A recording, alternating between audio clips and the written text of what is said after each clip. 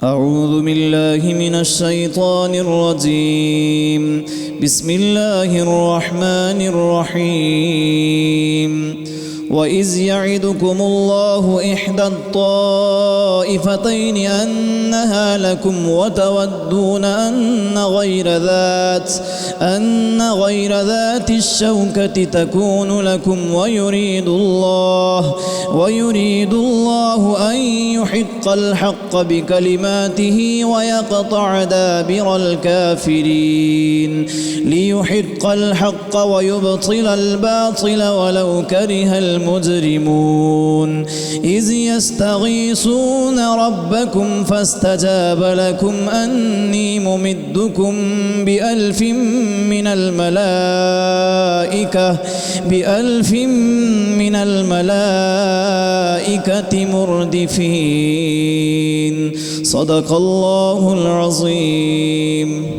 اور یاد کرو جب اللہ نے تمہیں وعدہ دیا تھا کہ ان دونوں گروہوں میں ایک تمہارے لیے ہے اور تم یہ چاہتے تھے کہ تمہیں وہ ملے جس میں کانٹے کا کھٹکا نہیں، کوئی نقصان نہ ہو، اور اللہ یہ چاہتا تھا کہ اپنے کلام سے سچ کو سچ کر دکھائے اور کافروں کی جڑ کاٹ دے، کہ سچ کو سچ کرے اور جھوٹ کو جھوٹا پڑے برا مانے مجرم.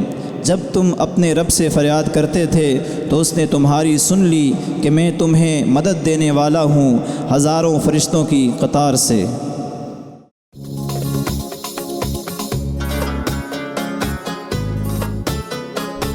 ناظرین کرام، السلام علیکم ورحمۃ اللہ. پروگرام فضائل رمضان میں میں آپ کا میزبان شرجیل احمد خان آپ کی خدمت میں حاضر ہوں. آج ہمارا موضوع ہے غزوہ بدر. ناظرین کرام، غزوہ بدر وہ اسلام کا معرکہ ہے جس میں اللہ رب العزت نے مسلمانوں کو واضح فتح عطا فرمائی. ایک ایسا معرکہ جس میں حق کی قوت غالب آئی، باطل کی قوت کو شکست ہوئی. ایک ایسا معرکہ کہ جس دن کے بارے میں اللہ رب العزت نے قرآن کریم میں فرمایا یوم الفرقان، کہ یہ فرق کرنے والا دن تھا.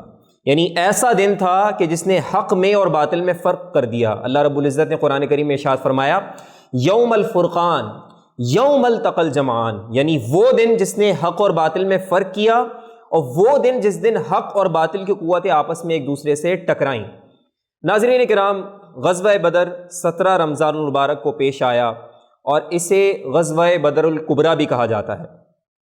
ایک ایسا معرکہ حق و باطل کا کہ جس کے بارے میں قرآن کریم میں ایک مقام پر ارشاد ہوتا ہے وَلَقَدْ نَصَرَكُمُ اللَّهُ بِبَدْرٍ وَأَنْتُمْ أَذِلَّةٌ، اور بلا شبہ تحقیق کہ اللہ رب العزت نے تم لوگوں کی یعنی مسلمانوں کی بدر کے دن مدد فرمائی. اور یہ وہ دن تھا کہ جب تم کمزور تھے تو اس کمزوری کی حالت میں اللہ رب العزت کی مدد تمہارے شامل حال ہو گئی. اور فرمایا فاتقوا اللہ لعلکم تشکرون، تو اللہ رب العزت کا خوف اختیار کرو تاکہ تم شکر گزار بن سکو. یہاں سے ہمیں اندازہ ہوتا ہے کہ یہ معرکہ بدر کتنا اہمیت کا حامل ہے اسلام میں، کہ قرآن کریم میں بھی اس کا ذکر موجود ہے. اور اس دن اللہ رب العزت نے اہل ایمان کی جو مدد فرمائی، فرشتے بھیج کر مدد فرمائی اور دیگر انداز سے مدد فرمائی، تو اس مدد کا ذکر بھی اللہ رب العزت نے قرآن کریم میں فرما دیا. ناظرین کرام، یہاں ایک اور سوال ذہن میں آتا ہے کہ غزوہ کہتے کسے ہیں؟ تو مورخین اور سیرت نگار یہ بات فرماتے ہیں کہ غزوہ اور سریہ یہ دو الگ الگ چیزیں ہوتی ہیں. غزوہ ایسے معرکے کو کہا جاتا ہے، ایسی جنگ کو کہا جاتا ہے جس میں نبی کریم صلی اللہ تعالیٰ علیہ وسلم صحابہ کرام کے ساتھ بذات خود شریک ہوئے. جبکہ سریہ ایسی جنگ کو کہا جاتا ہے جس میں حضور علیہ الصلوۃ والسلام خود تو شریک نہ ہوئے لیکن آپ نے صحابہ کرام کو مہم کے لیے روانہ فرمایا اور خود آپ اس میں شریک نہ ہوئے. تو ایسی جنگ کو ہم سریہ کہتے ہیں. تو غزوہ بدر کو غزوہ بدر اس لیے کہتے ہیں کیونکہ اس میں نبی کریم صلی اللہ تعالیٰ علیہ وسلم خود شریک ہوئے. اب اگلا سوال یہ ہے کہ بدر کیوں کہا جاتا ہے؟ تو یہاں یہ واضح ہونا چاہیے کہ بدر اصل میں اس مقام کی وجہ سے کہا جاتا ہے جہاں پر یہ جنگ لڑی گئی تھی. اس جگہ کا نام بدر تھا، اور اس جگہ کا نام بدر اس لیے پڑا کہ وہاں پر بدر نامی شخص جو کہ نضر بن کنانہ کی اولاد میں تھا، اس نے وہاں پر کنواں کھدوایا تھا. تو وہاں بئر بدر کہلاتا تھا، یعنی ایسے مقام جہاں پر بدر کا کنواں موجود ہے، اور پھر اسی کے نام کی نسبت سے یہ جگہ بدر کہلائی. تو یہ وہ جگہ تھی جہاں پر غزوہ بدر پیش آیا. ناظرین کرام، ہمیں یہ بات بھی جاننی چاہیے کہ یہ بدر کا جو مقام ہے یہ مدینہ سے 80 میل کی دوری پر تھا، یعنی 80 مائلز کا مدینے سے اس کا فاصلہ تھا۔ اب یہاں ہم یہ بات کرتے ہیں کہ اس عظیم مارکے کا پس منظر کیا تھا۔ تو سب سے پہلی تو اس میں امپورٹنٹ بات اور بڑی اہم بات یہ ہے کہ جب نبی کریم صلی اللہ تعالیٰ علیہ وسلم نے اہل ایمان کے ساتھ مدینہ ہجرت فرما لی، تو اب یہ وہ وقت تھا کہ مدینے میں مسلمانوں کا رہنا کفار کو کسی صورت برداشت نہ ہوتا تھا، یعنی وہ کفار قریش، وہ رؤسائے قریش جو مکہ میں تھے، اب مسلمان ان کے سامنے نہیں تھے، مدینے جا چکے تھے، لیکن اس صورت بھی انہیں مسلمانوں کا وہاں رہنا، مدینے میں رہنا گوارا نہ تھا۔ اور نبی کریم صلی اللہ تعالیٰ علیہ وسلم نے جو اسلامی ریاست کا قیام فرمایا، وہ بھی کسی صورت میں کفار کو، مشرکین کو، رؤسائے قریش کو کسی صورت منظور نہ تھا۔ تو وہ پل پل یہ کوشش کرتے تھے کہ کسی طرح ایک ایسا حملہ کر دیا جائے جو ان ایکسپیکٹڈ ہو، یعنی غیر متوقع ہو، لیکن ان کی یہ جو امید تھی اور یہ جو کوشش تھی پوری نہ ہو سکی۔ کیوں؟ کیونکہ نبی کریم علیہ الصلوۃ والسلام ان کے تمام معاملات سے بحسن خوبی واقف تھے، اور آپ بارہا صحابہ کرام کو مختلف مہم پہ بھیجا کرتے تھے کہ وہ جائیں، جا کر حالات معلوم کریں کہ کفار کیا سرگرمیاں کر رہے ہیں۔ لہٰذا کئی بار جب کفار نے صحابہ کرام کو مختلف مقامات پر دیکھا تو وہ سمجھ گئے کہ مسلمانوں کو ہماری سرگرمیوں کا علم ہے اور یہ ہمارا حملہ کسی بھی صورت میں ان ایکسپیکٹڈ نہیں ہو سکتا۔ لیکن پھر کچھ حالات و واقعات ایسے ہوتے ہیں کہ جو لیڈ کرتے ہیں غزوہ بدر کی طرف، ان میں سب سے اہم جو واقعہ تھا وہ یہ تھا کہ نبی کریم صلی اللہ تعالی وسلم نے صحابی رسول سیدنا عبداللہ بن جہش رضی اللہ تعالیٰ عنہ کی سربراہی میں ایک چھوٹا سا قافلہ روانہ کیا کہ جا کے وہ آبزرو کریں۔ تو اتفاق سے اس کا قریش کے ایک قافلے سے آمنا سامنا ہوا، آپس میں چھوٹی سی ایک لڑائی بھی ہو گئی، اور اس میں قریش کے لوگ بھی قتل ہوئے، اور اس میں ایک بڑا جو مشہور شخص تھا وہ عمر بن حضرمی تھا۔ اس کا یہ قتل جو تھا ایک بڑا بنیادی سبب بنا، کیونکہ اس قتل پہ پروپیگنڈا کیا گیا، حالانکہ نبی کریم علیہ الصلوۃ والسلام نے وہ خون بہا بھی دیا اور اس عمل کو ناپسند بھی فرمایا، کیونکہ اس وقت کوئی لڑائی کرنا مقصود نہ تھی، لیکن کفار انہوں نے خون بہا بھی لے لیا، لیکن کفار قریش اب اس پر پروپیگنڈا کرنا چاہتے تھے۔ انہوں نے عرب میں، وہاں مکے میں یہ بات پھیلانا شروع کر دی کہ مسلمان دیکھو کس طرح یہ کام کر رہے ہیں اور یہ تم پر حملہ کرنا چاہتے ہیں۔ پھر ایک اور اہم واقعہ اس دوران ہوتا ہے جو بڑا ٹرننگ پوائنٹ بنتا ہے غزوہ بدر کے واقع ہونے میں، اور وہ قافلہ تھا جو ابو سفیان رضی اللہ تعالیٰ عنہ، جو کہ اس وقت مسلمان نہیں تھے، وہ شام سے مکہ کی جانب واپسی کی جانب وہ قافلہ لے کر آ رہے تھے۔ اس قافلے پہ اس میں سامان تجارت تھا، کئی لوگوں کا اس میں قریش کے پیسہ لگا ہوا تھا اور بڑی مالیت کا سامان تھا۔ تو قریش نے وہاں پر، ابو جہل نے مکہ میں یہ بات پھیلائی کہ یہ جو قافلہ ابو سفیان کا آ رہا ہے اس پر مسلمان حملہ کرنے چاہتے ہیں، لہٰذا ہمیں ان کی مدد کے لیے جانا چاہیے۔ تو یہ بڑا ایک ٹرننگ پوائنٹ تھا جس کی وجہ سے کفار قریش، رؤسائے قریش مکے سے نکلے کہ اب مسلمانوں پر حملہ کریں گے۔ تو مسلمانوں کو بھی اس بات کا علم ہوا، آپ علیہ الصلوۃ والسلام کو بھی اس بات کا علم ہوا۔ تو اس کے بعد مسلمانوں کو نبی کریم علیہ الصلوۃ والسلام نے ایک جگہ جمع کیا، ان سے مشورہ کیا، صحابہ کرام سے، انصار سے مشورہ کیا، مہاجرین سے مشورہ کیا۔ تو دونوں گروہ اس بات پر تیار تھے کہ نبی کریم علیہ الصلوۃ والسلام کو اگر حکم ملا ہے کہ ہم نے کفار کا سامنا کرنا ہے، دفاع کرنا ہے، تو ہم اس کے لیے تیار ہیں۔ ہم وہ لوگ نہیں ہیں کہ جو موسیٰ علیہ السلام کی قوم کی طرح، کہ جنہوں نے کہا کہ جائیں اے موسیٰ آپ اور آپ کا رب جا کر قتال کریں، ہم یہاں بیٹھے ہوئے ہیں۔ تو صحابہ کرام نے اس بات کی یقین دہانی کروائی کہ یا رسول اللہ صلی اللہ علیہ وسلم، جب ہم نے آپ کو مانا ہے تو آپ کے ہر فیصلے کو مانیں گے اور آپ کے ہم ساتھ چلنے کو تیار ہیں۔ ناظرین کرام، اس کے بعد ہم یہ دیکھتے ہیں کہ کفار 1000 کے لشکر کے ساتھ، 1000 کا مسلح لشکر لے کر روانہ ہوتے ہیں مسلمانوں پر حملہ کرنے کے لیے۔ 300 گھوڑے اس میں ہمیں ذکر ملتا ہے، 700 اونٹ کا ذکر ملتا ہے۔ اتنا بڑا یہ اپنا پوری فوج تیار لے کر مسلمانوں پر حملہ کرنے کے لیے روانہ ہوئے، اور قریش کے 15 سردار بھی اس میں شامل ہوئے، جنہوں نے ذمہ داری لی کہ ہم یہ تمام جو لوگ ہیں جو اس قافلے میں جا رہے ہیں اور یہ پوری فوج جو جا رہی ہے، ان کی کفالت کی ذمہ داری ہماری ہے۔ چنانچہ بڑے بڑے رؤسائے قریش اس میں شامل ہوئے، جس میں ابو جہل خود شامل تھا، اور اس کے علاوہ عتبہ، شیبہ، ولید اور دیگر بڑے بڑے اہم لوگ جو قریش کی شخصیات تھیں وہ اس میں شامل ہوئے۔ دوسری جانب ہم یہ دیکھتے ہیں کہ نبی کریم علیہ الصلوۃ والسلام صحابہ کرام کے ساتھ جب روانہ ہوتے ہیں کفار کا سامنا کرنے کے لیے، تو 313 مجاہدین ہیں صرف۔ ان کی بھی کیفیت یہ ہے کہ 70 اونٹ ہیں، 2 گھوڑے ہیں جن پر باری باری ایک کے بعد ایک وہ اس پر سوار ہوا کرتے تھے۔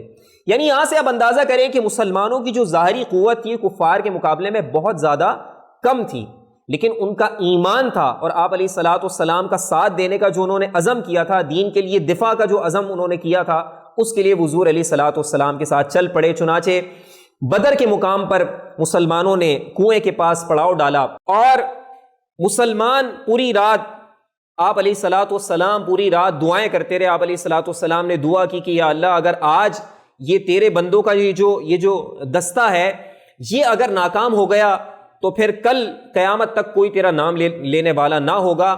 برعکس اس کے آپ دیکھیں کہ کفار قریش نے پوری رات عیاشی میں گزاری اور انہوں نے پورا اپنا وقت بڑی خوشی کے ساتھ گزارا کہ ہم بآسانی مسلمانوں پر غالب آ جائیں گے اور ہمیں فتح نصیب ہوگی۔ اللہ رب العزت کی مدد جو اس دن غزوہ بدر والے دن اترتی ہے، اس طرح اترتی ہے کہ فرشتوں کی مدد ساتھ آ جاتی ہے۔ پھر ہم دیکھتے ہیں کہ مارکے کا آغاز ہوتا ہے، دونوں جانب سے لوگ آتے ہیں، ایک دوسرے کے ساتھ لڑائی کرتے ہیں، مقابلہ ہوتا ہے، اور اس مقابلے کے اندر ایک طرف سے سیدنا علی رضی اللہ تعالیٰ عنہ آتے ہیں، سیدنا حمزہ رضی اللہ تعالیٰ عنہ آتے ہیں، وہاں سے ہم دیکھتے ہیں کہ عتبہ، شیبہ، ولید یہ تمام لوگ آتے ہیں، اور پھر مسلمان صحابہ کرام کے ہاتھوں یہ لوگ واصل بجہنم ہوتے ہیں، اور پھر اسی جنگ کے اندر ابو جہل بھی مارا جاتا ہے، اور اس کو مارنے میں اور اس کو واصل بجہنم کرنے میں دو کمسن صحابہ کا کردار دیکھتے ہیں جن کا نام معاذ اور معوذ تھا۔ اب ناظرین کرام یہاں پر آپ یہ دیکھیں کہ اللہ کے رسول علیہ الصلوۃ والسلام نے جنگ سے پہلے ہی مسلمانوں پر یہ واضح کر دیا تھا کہ ان مقامات پر خاص خاص مقامات کی نشاندہی فرما دی کہ یہاں یہ وہ مقامات ہیں جہاں پر کفار کے بڑے بڑے رؤسا یہاں پر انہیں ختم کیا جائے گا، یہاں ان کی موت واقع ہوگی۔ اس لیے شاعر نے کہا کہ کہاں مریں گے عتبہ و شیبہ، کہاں مریں گے ابو جہل عتبہ و شیبہ، کہ جنگ بدر کا نقشہ حضور جانتے ہیں، کہ جنگ بدر کا نقشہ حضور جانتے ہیں۔ نبی کریم علیہ الصلوۃ والسلام کو، صحابہ کرام کو اللہ رب العزت نے فتح عطا فرمائی۔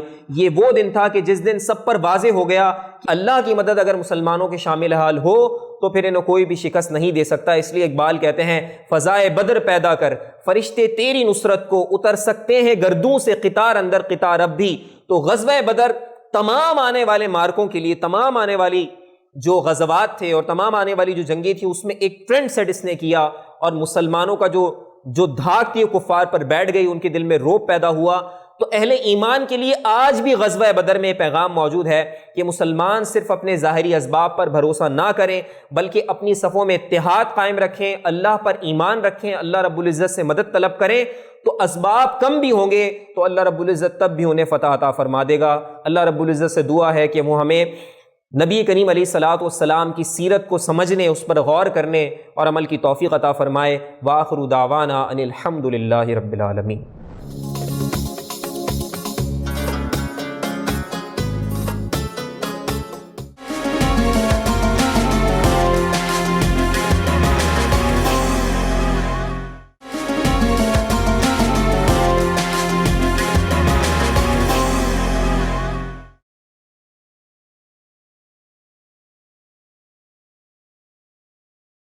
الحمدللہ رب العالمین والصلاة والسلام علی سید الانبیاء والمرسلین، اما بعد، اعوذ باللہ من الشیطان الرجیم، بسم اللہ الرحمن الرحیم۔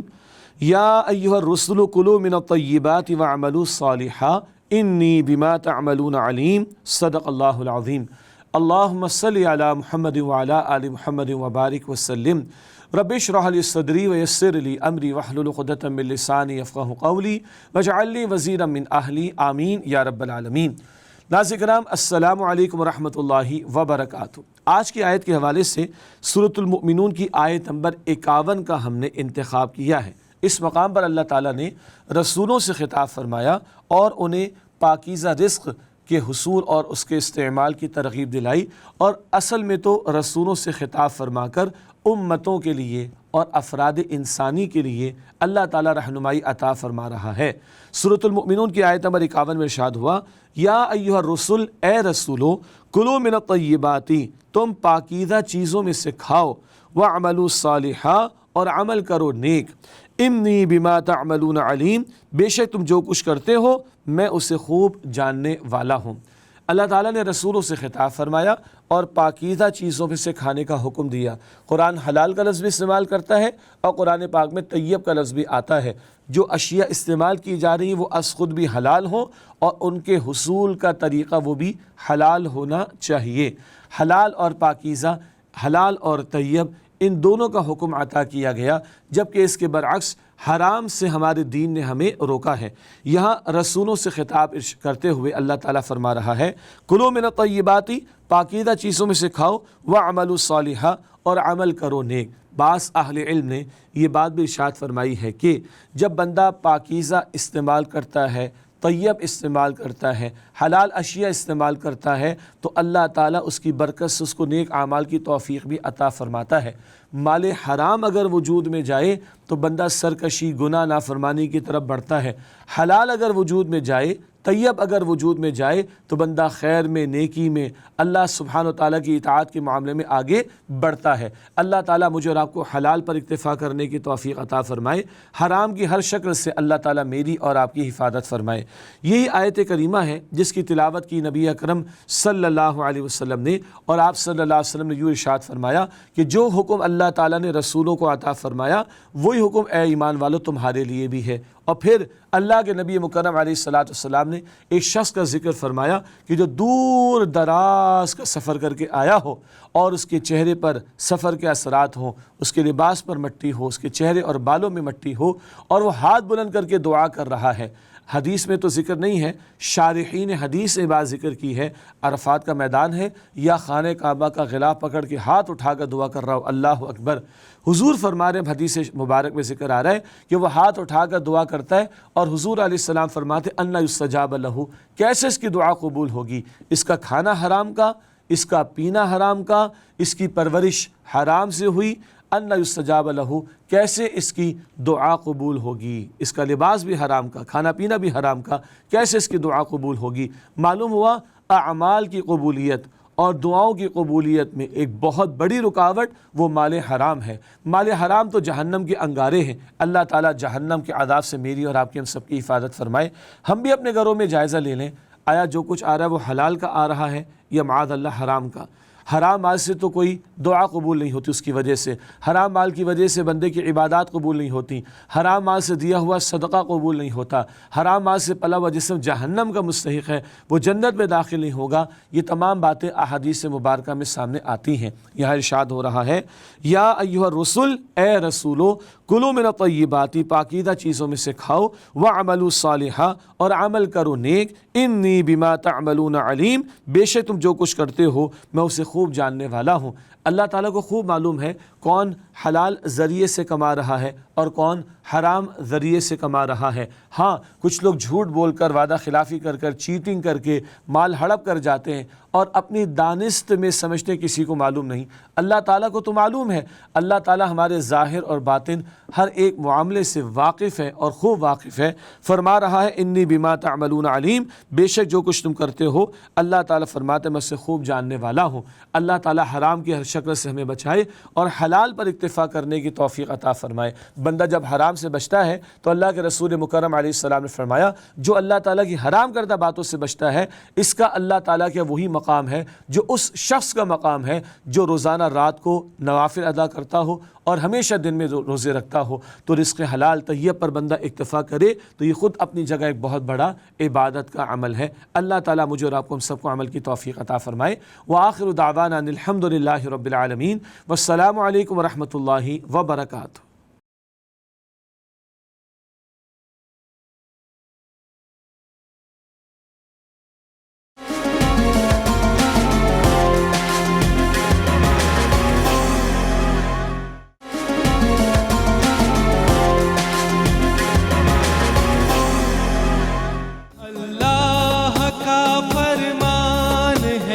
اور نیکی کا سامان، رمضان ہے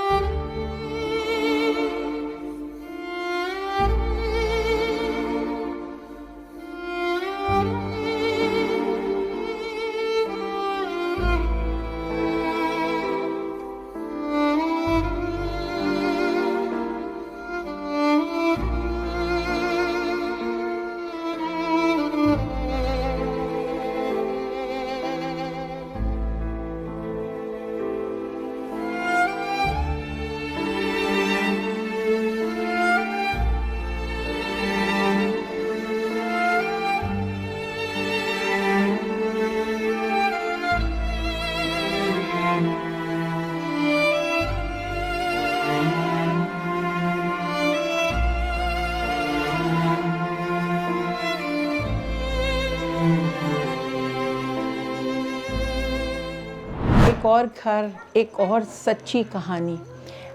جب بھی میں کہیں جس گھر میں جاتی ہوں، آپ لوگوں کو اندازہ ہو جاتا ہوگا کہ میں کس جگہ بیٹھی ہوں، وہاں پہ کیا بیت رہی ہے، وہاں کیا حال ہے لوگوں کا۔ یہ ایسی چیزیں آ کے اس جگہ پہ بات کرنے کے بجائے مجھے پہلے ہی اندازہ ہو جاتا ہے کہ اس گھر پہ کیا بیت رہی ہے۔ اسی طرح آپ لوگ دیکھ رہے ہوں گے، آپ کو اتنا نہیں ہوتا ہوگا جتنا مجھے ہوتا ہے، مگر یہ بتانے کا، یہ دکھانے کا مقصد ہی یہی ہے کہ دنیا میں کیا ہو رہا ہے اصلی میں۔ اس گھر میں ہوں، ان کے ساتھ میں آپ کو ان سے بات کرتی ہوں، ان کے شوہر ان کو چھوڑ کے جا چکے ہیں، ان کی بھابیاں یہاں ہوتی ہیں، اور جس طرح ان کا چل رہا ہے، کھانے کو نہیں، یہ بیمار ہیں، ان کا ہاتھ میں بہت شدید تکلیف ہے۔ السلام علیکم، آپ کو کیا ہوا ہے؟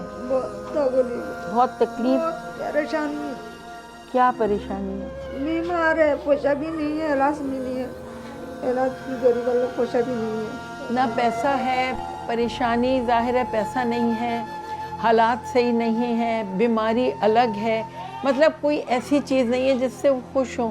اور یہ آپ کو ہی، مجھے ہی پتہ ہے، ہم کوئی کہتا ہے کوئی ڈپریشن ہوتا ہے، یہ کہاں جائیں، کس کو سنائیں؟ تو بھائی بہت تو بھائی غریب ہے، کیا کرے گا؟ ڈاکٹر نے کیا بولا ہے آپ کو؟ ڈاکٹر بولتے کمزور ہے، ہنر کمزور ہے، ایسا بولتے ہیں۔ آپ اٹھتی چلتی پھرتی نہیں ہیں؟ درد ہے آپ کو بہت؟ ہاں بہت درد ہے۔ نہیں، کس طرح سے آپ کا گزر کیسا ہوتا ہے؟ کماتا کون ہے؟ چھوٹا بھائی کا نا، بھائی ہے، چھوٹا بھائی ہے نا، چھوٹا بچہ ہے، تو کیا کرے گا؟ غریب ایک بھائی ہے اور اس کے خود کے چھوٹے چھوٹے بچے ہیں، تو وہ اپنا گزارا کرے یا ان کو اسپتال لے کے جائے، کس طرح گزارا ہو؟ حالات ایسے ہو جاتے ہیں انسان کو، آئی تھنک حالات بھی بیمار ڈال دیتے ہیں۔ ان کے ہاتھ میں بہت شدید تکلیف ہے، ایک کونے میں پڑی، کیا میں اور آپ اس طرح لیٹ سکتے ہیں؟ ہماری خواہشات، ہماری ضروریات کتنی ہیں وہ ہم سوچ بھی نہیں سکتے ہیں۔ اور صرف ہمارا نمبر جو ہے اسکرین پہ چل رہا ہے، ہر قسم کے امتحانات ہو رہے ہیں دنیا میں۔ امتحان ہم صرف وہ سمجھتے ہیں جو بچے اسکول میں، یہ بڑے امتحانات ہیں، کس سے گزر رہے ہیں، صبر کیسے کر رہے ہیں، چل کیسے رہے ہیں، کھا کیا رہے ہیں، کھانے کو ملتا بھی ہے کہ نہیں ملتا، بھوکے سو جاتے ہیں، اور جب آج بھوکے سوئیں گے تو کل تو ملے گا ہی نہیں، کیونکہ ظاہر ہے کام کہاں ہے ابھی۔ تو یہ ہے زندگی کے حالات۔ پلیز آگے بڑھیں، اسکرین پہ نمبر چل رہا ہے، آپ ہمیں میسج کر سکتے ہیں، ہم فون کر سکتے ہیں، جیسی بھی مدد کریں۔ آپ لوگوں کو پتہ ہے کہ قطرہ قطرہ دریا بنتا ہے، یہ مت سوچے میرے پاس بھی کچھ نہیں، کچھ بھی آپ کریں، جمع کر کے بہت کچھ بن سکتا ہے۔ وہ نیکی میرے اور آپ کے لیے بہت بڑی نیکی آخرت کے لیے بن سکتی ہے۔ اللہ تعالیٰ ہم سب کو توفیق دے، ہم آگے بڑھیں اور فائدہ اٹھائیں، صرف رمضان میں نہیں، پورے سال، پوری زندگی، جب تک ہم کر سکیں۔ یہ ہماری بھی آزمائش ہے، تو ہم نے کوئی ایسے نیک کام نہیں کیے کہ ہم سمجھیں کہ بس یہ تو انہی کے اوپر ہے۔ نہیں، اللہ تعالیٰ ہر ایک کو بچائے، دینے والا بنائے، لینے والا نہ بنائے انشاءاللہ تعالیٰ۔ آپ کیا چاہتی ہیں، آپ کے لیے کیا ہو؟ ہم پیسہ بھی چاہیے، علاج بھی، جی علاج کرتے پیسہ بھی چاہیے، راشن بھی چاہیے۔ ان کو راشن، کھانا نہیں ہے، ڈاکٹر کو ان کو دکھانا ہے، تو پلیز آگے بڑھیں، ایک سیکنڈ بھی ضائع مت کریں، یہ موقع پھر نہیں ملے گا۔ یہ آپ کے لیے پلے انٹرٹینمنٹ نے آپ کے لیے بھیجا ہے، تحفہ ہے، اور انشاءاللہ تعالیٰ جو آپ کہہ رہی ہیں انشاءاللہ ہم کوشش کریں گے، ہم جو کر سکے آپ کے لیے کریں گے انشاءاللہ۔ آگے بڑھیے، اللہ دے گا نا، انشاءاللہ تعالیٰ دینے والا اللہ ہی ہے۔ یہ زندگی بے شک اللہ ہی مدد کرتا ہے، آسرا اللہ پہ ہی ہے۔ اللہ تعالیٰ وسیلے پیدا کرتا ہے، کیوں نہ میں اور آپ وسیلے بنیں، آگے بڑھیں، اور یہی چیزیں جو میرے اور آپ کے کام آئیں گی، یہی چیزیں، پتہ نہیں اللہ کسی کا احسان نہیں رکھتا، آپ کو اس سے زیادہ اللہ دے گا۔ تو ہم کوشش کرتے ہیں، ہم سب مل کے وعدہ بھی کرتے ہیں کہ ہم جو کر سکے اللہ تعالیٰ ہمیں توفیق دے، ہم کریں۔ یہاں تو چھوٹی چھوٹی چیز بہت بڑی آپ کے لیے بن جائے گی، اور مجھے امید ہے کہ انشاءاللہ تعالیٰ آپ لوگ ضرور آگے بڑھیں گے. انشاءاللہ ہم کوشش کرتے ہیں کہ پھر ہم جو بھی کر سکے آپ کے لیے کریں. ٹھیک ہے؟ اوکے، اللہ حافظ. السلام علیکم، میں ہوں ناہید انصاری، اور پلے انٹرٹینمنٹ پہ جو ہمارا ایک پروگرام ہے جس کا نام ہے ایک دن کی نیکی. ہم آپ سے وعدہ کر کے گئے تھے کہ ہم آئیں گے. پلے انٹرٹینمنٹ اور KASB فاؤنڈیشن کی طرف سے آپ کے لیے یہ 25,000 روپے ہیں. آدمی یہ وسیلے ہوتے، اللہ تعالیٰ چنتا ہے لوگوں کو، تو ہم بھی اس میں شامل ہو جائیں، ایک قدم آگے بڑھائیں. اور جب ان کے پاس اچانک ہم آئے، جن کے پاس بھی اللہ نے توفیق دی، میں آپ کو وہ آنسو نہیں بتا سکتی جو میں نے ان کی آنکھوں میں دیکھے. مطلب کوئی سوچ بھی نہیں سکتا کہ اللہ کی مدد اتنی جلدی آ جائے. اللہ کا فرمان ہے اور نیکی کا سامان، رمضان ہے احسان، یہ رمضان ہے احسان.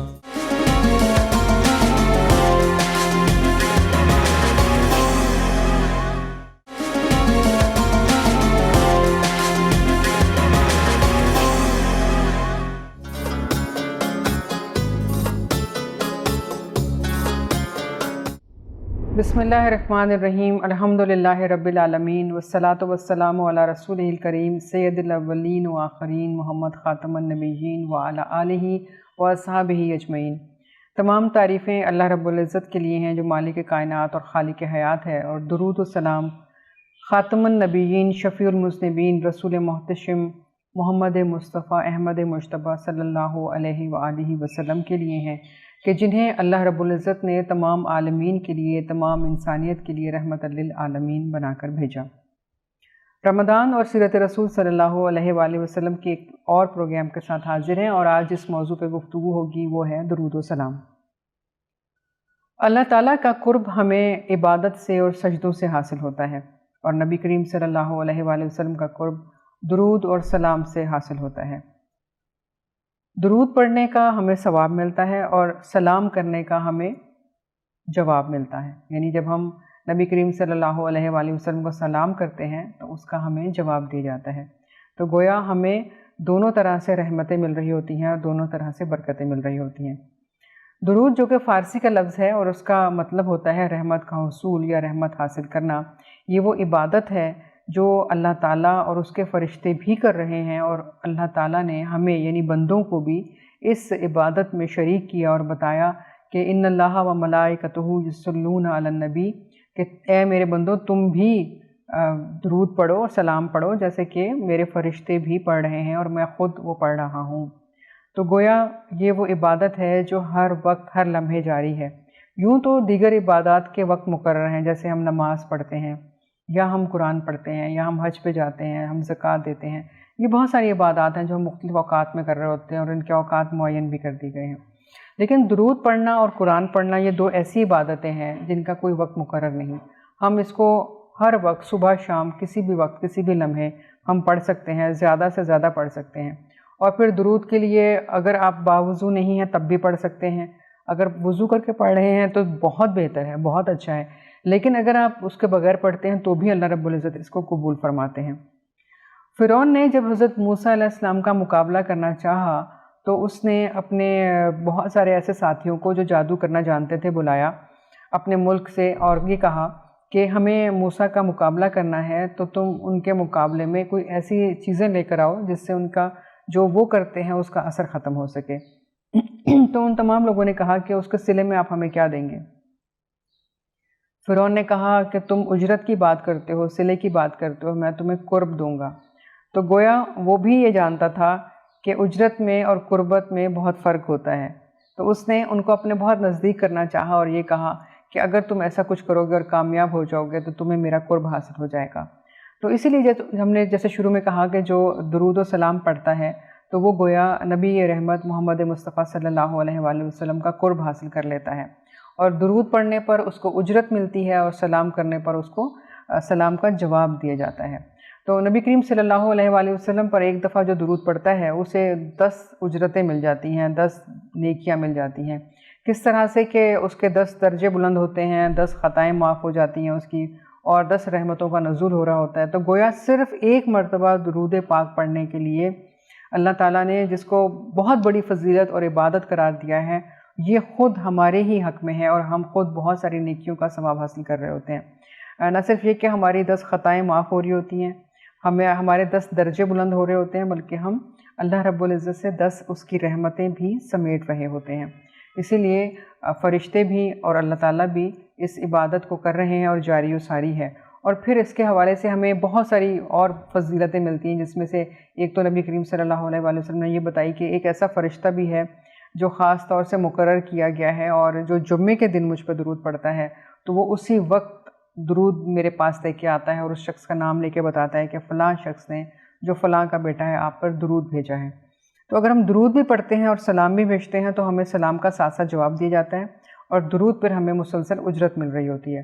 اور جو ہم دیگر دنوں میں بھی درود پڑھ رہے ہوتے ہیں وہ درود بھی نبی کریم صلی اللہ علیہ وآلہ وسلم کی خدمت میں پیش کی جاتے ہیں، اور بتایا جاتا ہے کہ آپ کے فلاں بندے نے فلاں درود جو ہے وہ آپ کے اوپر پڑھ کے بھیجا ہے، یا فلاں سلام آپ کے لیے بھیجا ہے۔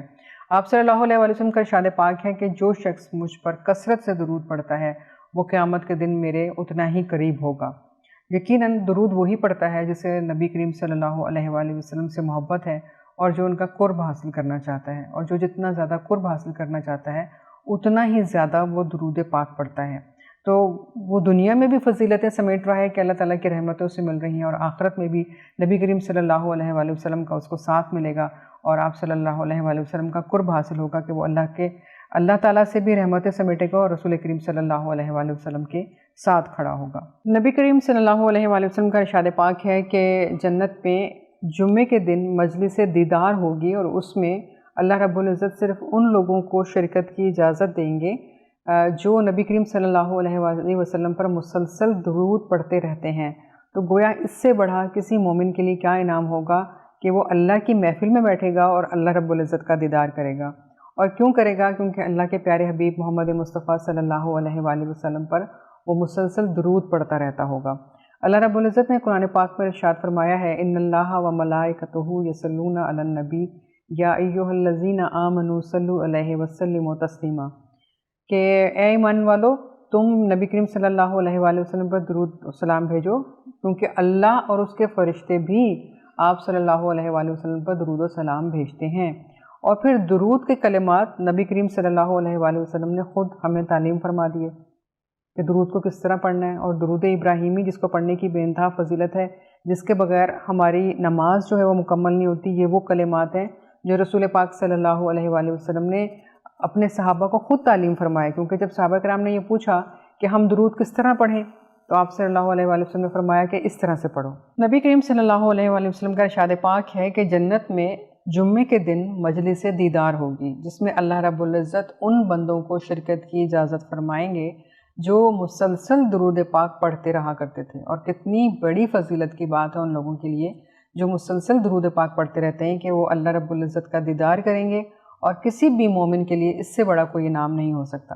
صحابہ کرام نے جب آپ صلی اللہ علیہ وآلہ وسلم سے یہ پوچھا کہ ہم درود کس طرح پڑھیں یا کس طرح سے اس کو ادا کریں، تو آپ صلی اللہ علیہ وآلہ وسلم نے درود ابراہیمی پڑھ کے ان کو سنایا اور کہا کہ اس کو اس طرح سے پڑھو، اس کا مطلب سمجھایا اور پھر انہیں یہ یاد کرایا۔ اس کے بعد پھر یہ درود نماز کا حصہ بنا اور اس کو مسلسل پڑھا جانے لگا۔ پھر اس کی فضیلتیں بیان کی گئیں کہ نماز میں تو ہم اس کو پڑھ ہی رہے ہوتے ہیں، لیکن نماز پڑھنے کے بعد بھی جب تک ہم درود پڑھ کے دعا نہیں مانگتے ہماری دعا اس وقت تک قبول نہیں ہوتی۔ جب ہم درود کی بات کرتے ہیں تو جب اللہ کی طرف اس کی نسبت جوڑتے ہیں تو اس کا مطلب ہوتا ہے اللہ تعالیٰ ہم پر رحمت نازل فرمائے، یعنی رسول پاک صلی اللہ علیہ وآلہ وسلم پر رحمت نازل فرمائے۔ ان پر رحمت نازل ہونے کی دعا جب ہم پڑھتے ہیں تو یقیناً ہم پر بھی رحمت نازل ہو رہی ہوتی ہے۔ جب ہم فرشتوں سے درود کی نسبت جوڑتے ہیں تو اس کا مطلب ہوتا ہے مغفرت کی دعا کرنا، یعنی فرشتے جو ہیں رسول پاک کے لیے مغفرت کی دعا کرتے ہیں۔ اور جب ہم بندوں سے اس کا تعلق یا اس کی نسبت جوڑتے ہیں تو اس کا مطلب ہوتا ہے رحمت طلب کرنا۔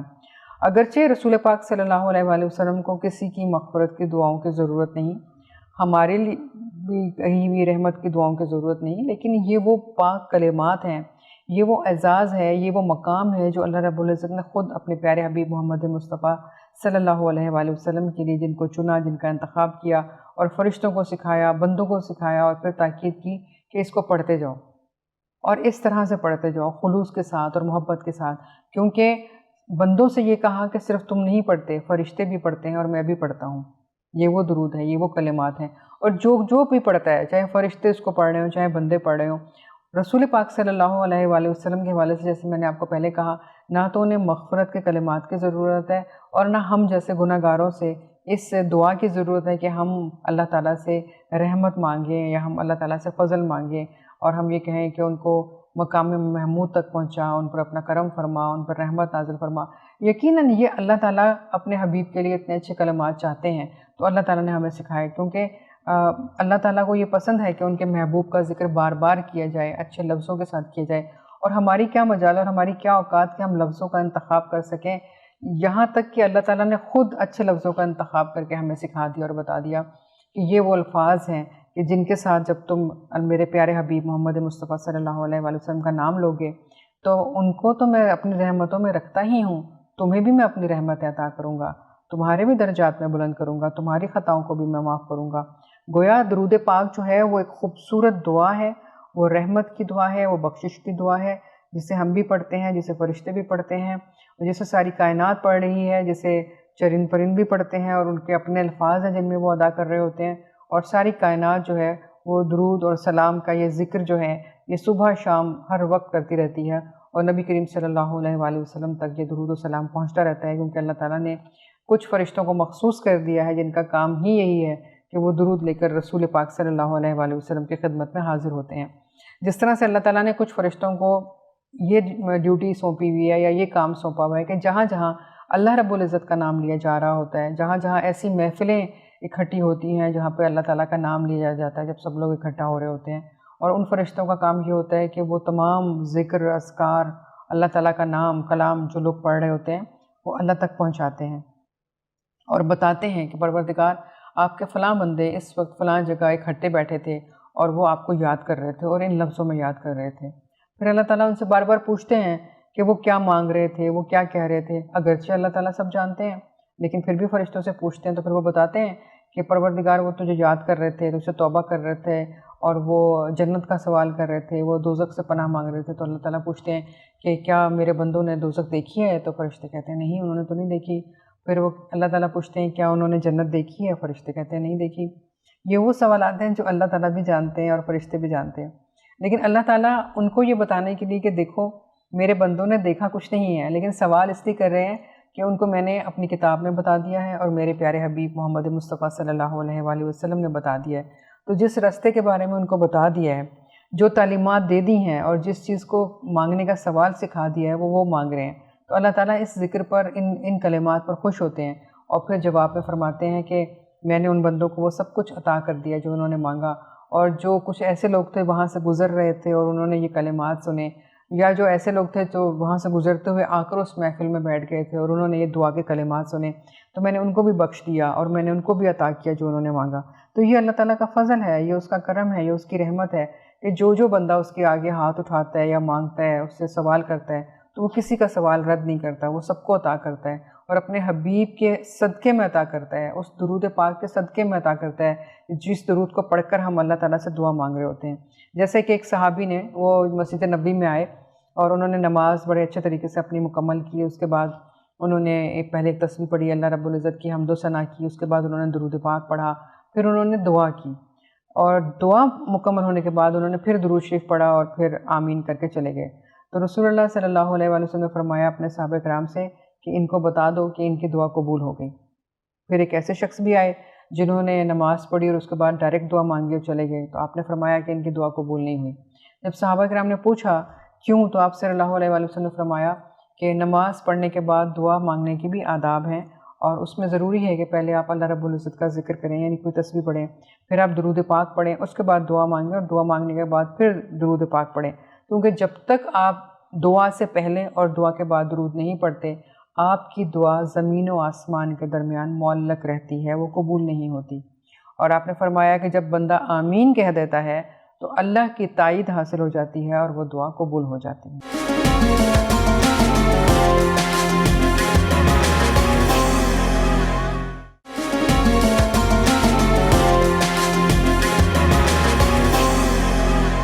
نبی رحمت محمد مصطفیٰ صلی اللہ علیہ وآلہ وسلم کا اپنی امت پر یہ بہت بڑا احسان ہے کہ آپ نے بے شمار مصائب اور تکالیف کو برداشت کیا، لیکن دین کی وہ تعلیمات جو اللہ رب العزت نے آپ تک پہنچائی تھیں اسے آپ نے اپنی امت تک پہنچایا، اور تمام علوم، تمام باتیں جو دین سے متعلق تھیں آپ صلی اللہ علیہ وآلہ وسلم نے اپنے ساتھیوں، اپنے صحابہ کو بتائیں، اور جنہوں نے آگے بہت سارے لوگوں تک اسے پہنچایا۔ تو اگر ہم اپنے پیارے آقا محمد صلی اللہ علیہ وآلہ وسلم کا شکر ادا کرنا چاہتے ہیں، انہیں شکریہ کہنا چاہتے ہیں، ان تمام پریشانیوں کو جو انہوں نے جھیلی، برداشت کی اپنی امت کے لیے، اور صبح شام امت کی بہتری کے لیے خیر خواہی کی دعائیں کرتے رہے، آخری دم تک اپنی امت کا نام لے کر روتے رہے اور اللہ تعالیٰ سے دعائیں مانگتے رہے، تو لازم ہے ہم سب کے لیے کہ ہم ان کا شکریہ اس طرح سے ادا کریں کہ ہم صبح شام درود پڑھتے رہیں، اور اتنا زیادہ پڑھیں کہ آپ صلی اللہ علیہ وآلہ وسلم تک یہ پیغام پہنچے کہ آپ کے امتی آپ سے کس قدر محبت کرتے ہیں، کتنا احترام کرتے ہیں، اور ان کی تعلیمات کو اپنی زندگی کا حصہ بنا لیں۔ حضرت ابی بن کعب رضی اللہ تعالیٰ عنہ کہتے ہیں کہ رسول پاک صلی اللہ علیہ وآلہ وسلم نے فرمایا کہ اگر تم صبح شام درود پڑھتے رہتے ہو تو اللہ رب العزت تمہاری کفایت کرتا ہے، یعنی دنیا میں بھی اور آخرت میں بھی، پھر تمہیں کسی چیز کی کوئی پرواہ نہیں ہونی چاہیے، کوئی فکر نہیں ہونی چاہیے، کیونکہ تمہارے سارے کام اللہ تعالیٰ اپنے ذمہ لے لیتا ہے۔ حضرت انس رضی اللہ تعالیٰ عنہ سے روایت ہے کہ رسول پاک نے فرمایا کہ تم مجھ پر ایک بار درود پڑھتے ہو تو اللہ تعالیٰ تمہاری 10 خطاؤں کو معاف فرما دیتا ہے، تمہیں 10 نیکیوں کا ثواب دے دیتا ہے، اور تم پر 10 رحمتوں کا نزول ہوتا ہے۔ پھر آپ صلی اللہ علیہ وآلہ وسلم نے ایک موقع پر فرمایا کہ جب تم مجھ پر درود پڑھتے ہو تو جب تک تم مجھ پر درود پڑھتے رہتے ہو تب تک فرشتے تم پر درود پڑھتے رہتے ہیں، گویا تم میرے لیے رحمت کی بات کرتے ہو، اللہ کے فرشتے تمہارے لیے رحمت کی بات کر رہے ہوتے ہیں۔ اور آپ نے فرمایا انتہائی بخیل ہے وہ شخص کہ جس کے سامنے میرا ذکر ہو لیکن وہ مجھ پر درود نہ پڑھے۔ ایک موقع پر تو آپ نے یہاں تک فرمایا کہ خاک آلود ہو اس شخص کی ناک، خاک آلود ہو کہ جس کے سامنے میرا ذکر ہو اور وہ درود نہ پڑھے، یا جس کے والدین بزرگی یا بڑھاپے کی عمر کو پہنچ جائے اور ان کی خدمت کر کے وہ جنت تک نہ جا سکے۔ تو گویا آپ نے یہ تعلیمات اپنی امت کو دی، نہ صرف یہ کہ صرف بتایا بلکہ سکھایا کہ درود کو پڑھنا ہے اور پھر کیسے پڑھنا ہے۔ آپ نے اور بھی کچھ درود ہیں جو سکھائے، اور حضرت عبداللہ بن عباس رضی اللہ عنہ فرماتے ہیں کہ افضل ترین جو درود ہے وہ اس میں درود ابراہیمی ہی ہے جو رسول پاک صلی اللہ علیہ وآلہ وسلم نے ہمیں تعلیم کیا اور ہمیں بتایا کہ اس کو کثرت سے پڑھا کرو، کیونکہ جب ہم نماز میں اسی درود کو پڑھتے ہیں، اسی درود کے حوالے سے ہمیں بتایا گیا کہ دعا سے پہلے بھی اس کو پڑھنا ہے اور دعا کے بعد بھی اس کو پڑھنا ہے، تو یقیناً وہ افضل ترین درود ہے۔ یوں تو دیگر درود بھی جو ہم پڑھتے ہیں وہ سب یقیناً رحمتوں اور برکتوں کے حوالے سے بہت اچھے ہیں، اور سب سے چھوٹا درود جو ہم پڑھتے ہیں وہ ہے صلی اللہ علیہ وسلم، اس کو پڑھنے کا بھی ثواب ہے۔ اور ایک اور درود بسم اللہ الرحمن الرحیم صلی اللہ علیہ یا محمد نور من نور اللہ، اس کی بڑی فضیلت ہے، اور کہتے ہیں کہ اگر آپ اس کو صبح شام پڑھتے رہتے ہیں اور دعائیں مانگتے ہیں تو جو کچھ آپ چاہتے ہیں اللہ تعالیٰ آپ کو اس درود کی برکت سے عطا کر دیتے ہیں۔ بے حد فضیلت والا درود ہے، اس لیے ہمیں کہا گیا کہ ہم درود کو اپنی عبادت کا حصہ بنائیں۔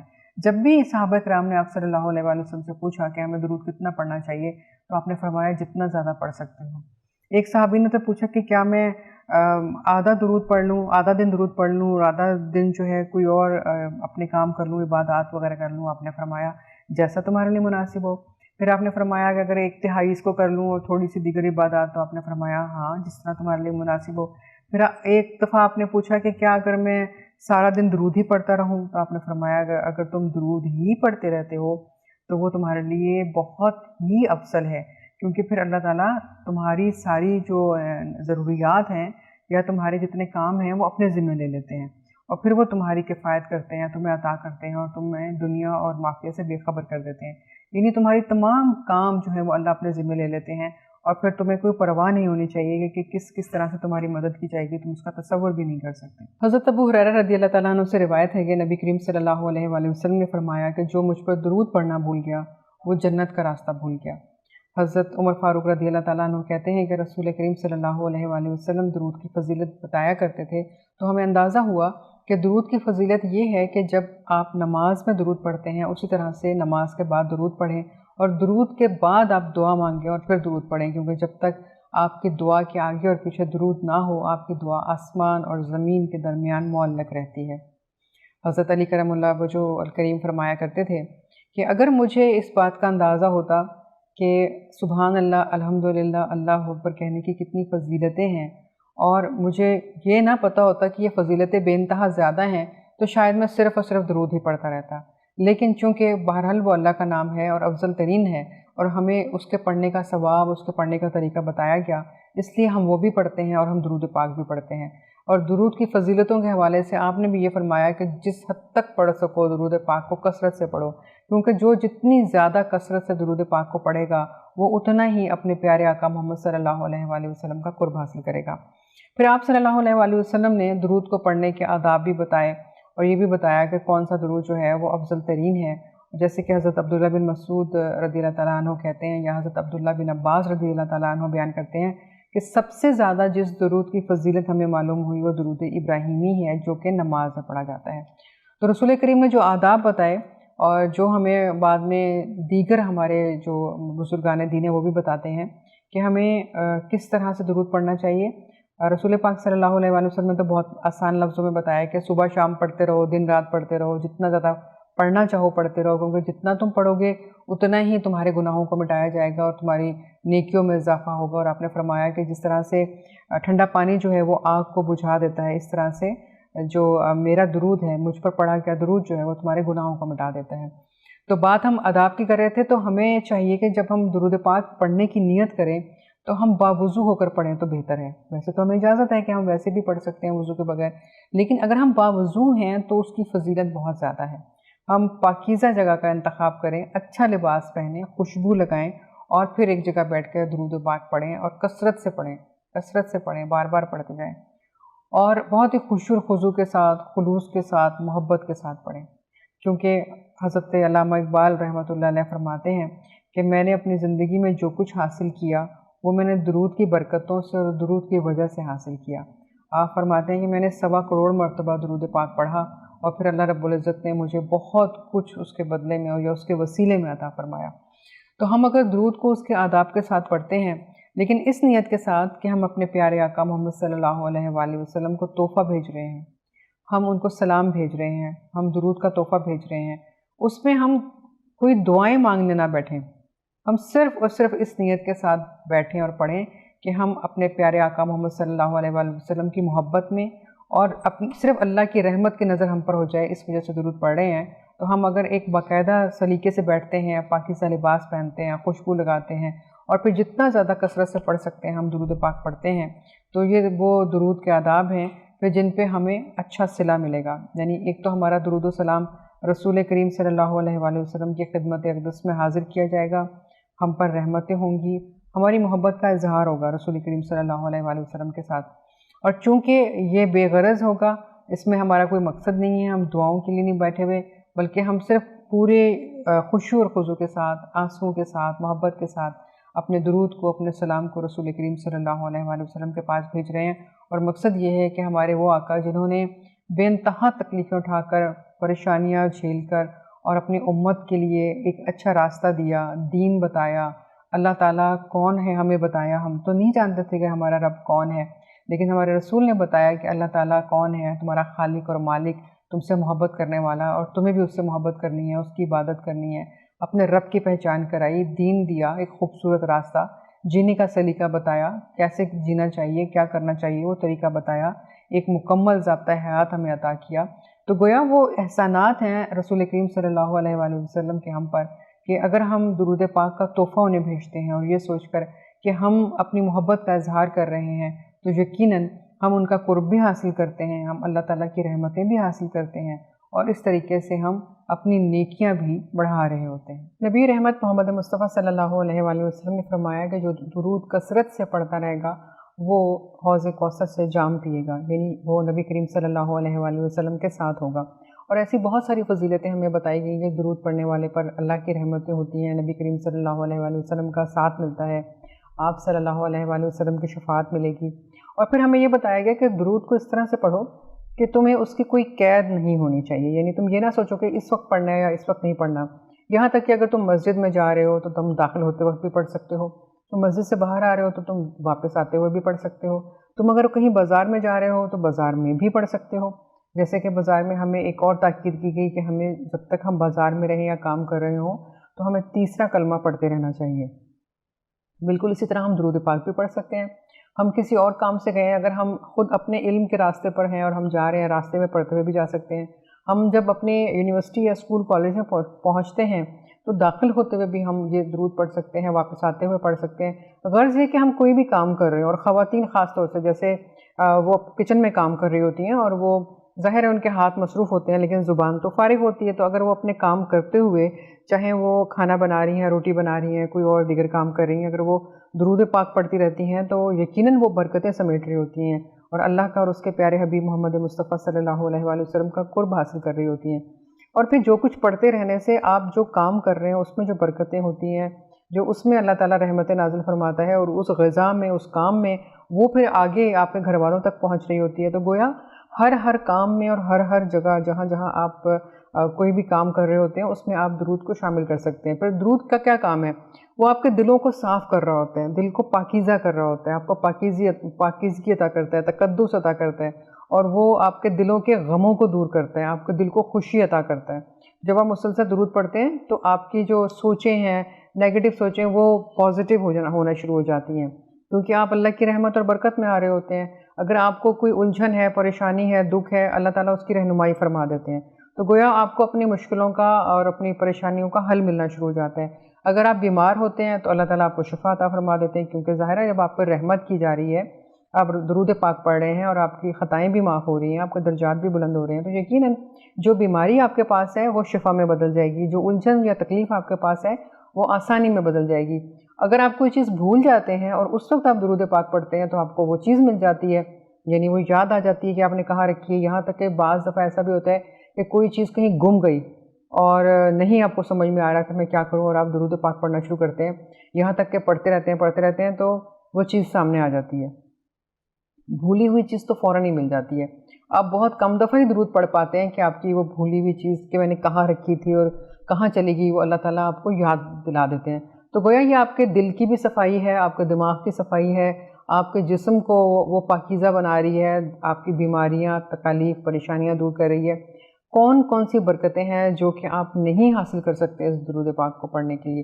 تو پڑھیے اور درود کو کثرت سے پڑھیے، یہاں تک کہ آپ اٹھتے بیٹھتے آتے جاتے ہر وقت پڑھیے.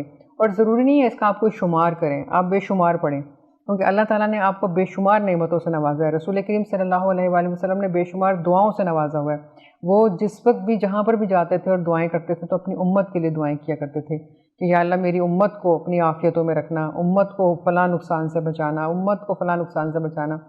یعنی وہ تکالیف، وہ پریشانیاں جو ہم نے دیکھی نہیں ہیں اور اللہ ہمیں نہ دکھائے، لیکن ان کی پہلے سے دعائیں مانگی جا رہی ہوتی تھیں کہ میری امت کو ہر قسم کی ناگہانی آفتوں سے بچانا، ڈوبنے سے بچانا، بھوک سے بچانا. بے شمار ایسی دعائیں ہیں جو رسول پاک صلی اللہ علیہ وسلم نے اپنی امت کے لیے فرمائی.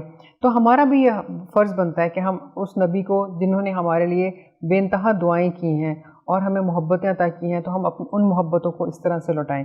ہم انہیں سلام بھی بھیجیں، کیونکہ سلام جو ہے وہ انبیاء کی بھی سنت ہے، وہ اللہ کی بھی سنت ہے. اللہ رب العزت نے اپنے بہت سے انبیاء کرام کو قرآن پاک میں سلام بھیجا ہے، جیسے حضرت ہارون علیہ السلام، حضرت موسیٰ علیہ السلام، حضرت نوح علیہ السلام اور حضرت ابراہیم علیہ السلام. ان پہ اللہ رب العزت نے یہ کہا ہے کہ سلام ہو ہارون پر، سلام ہو ابراہیم پر.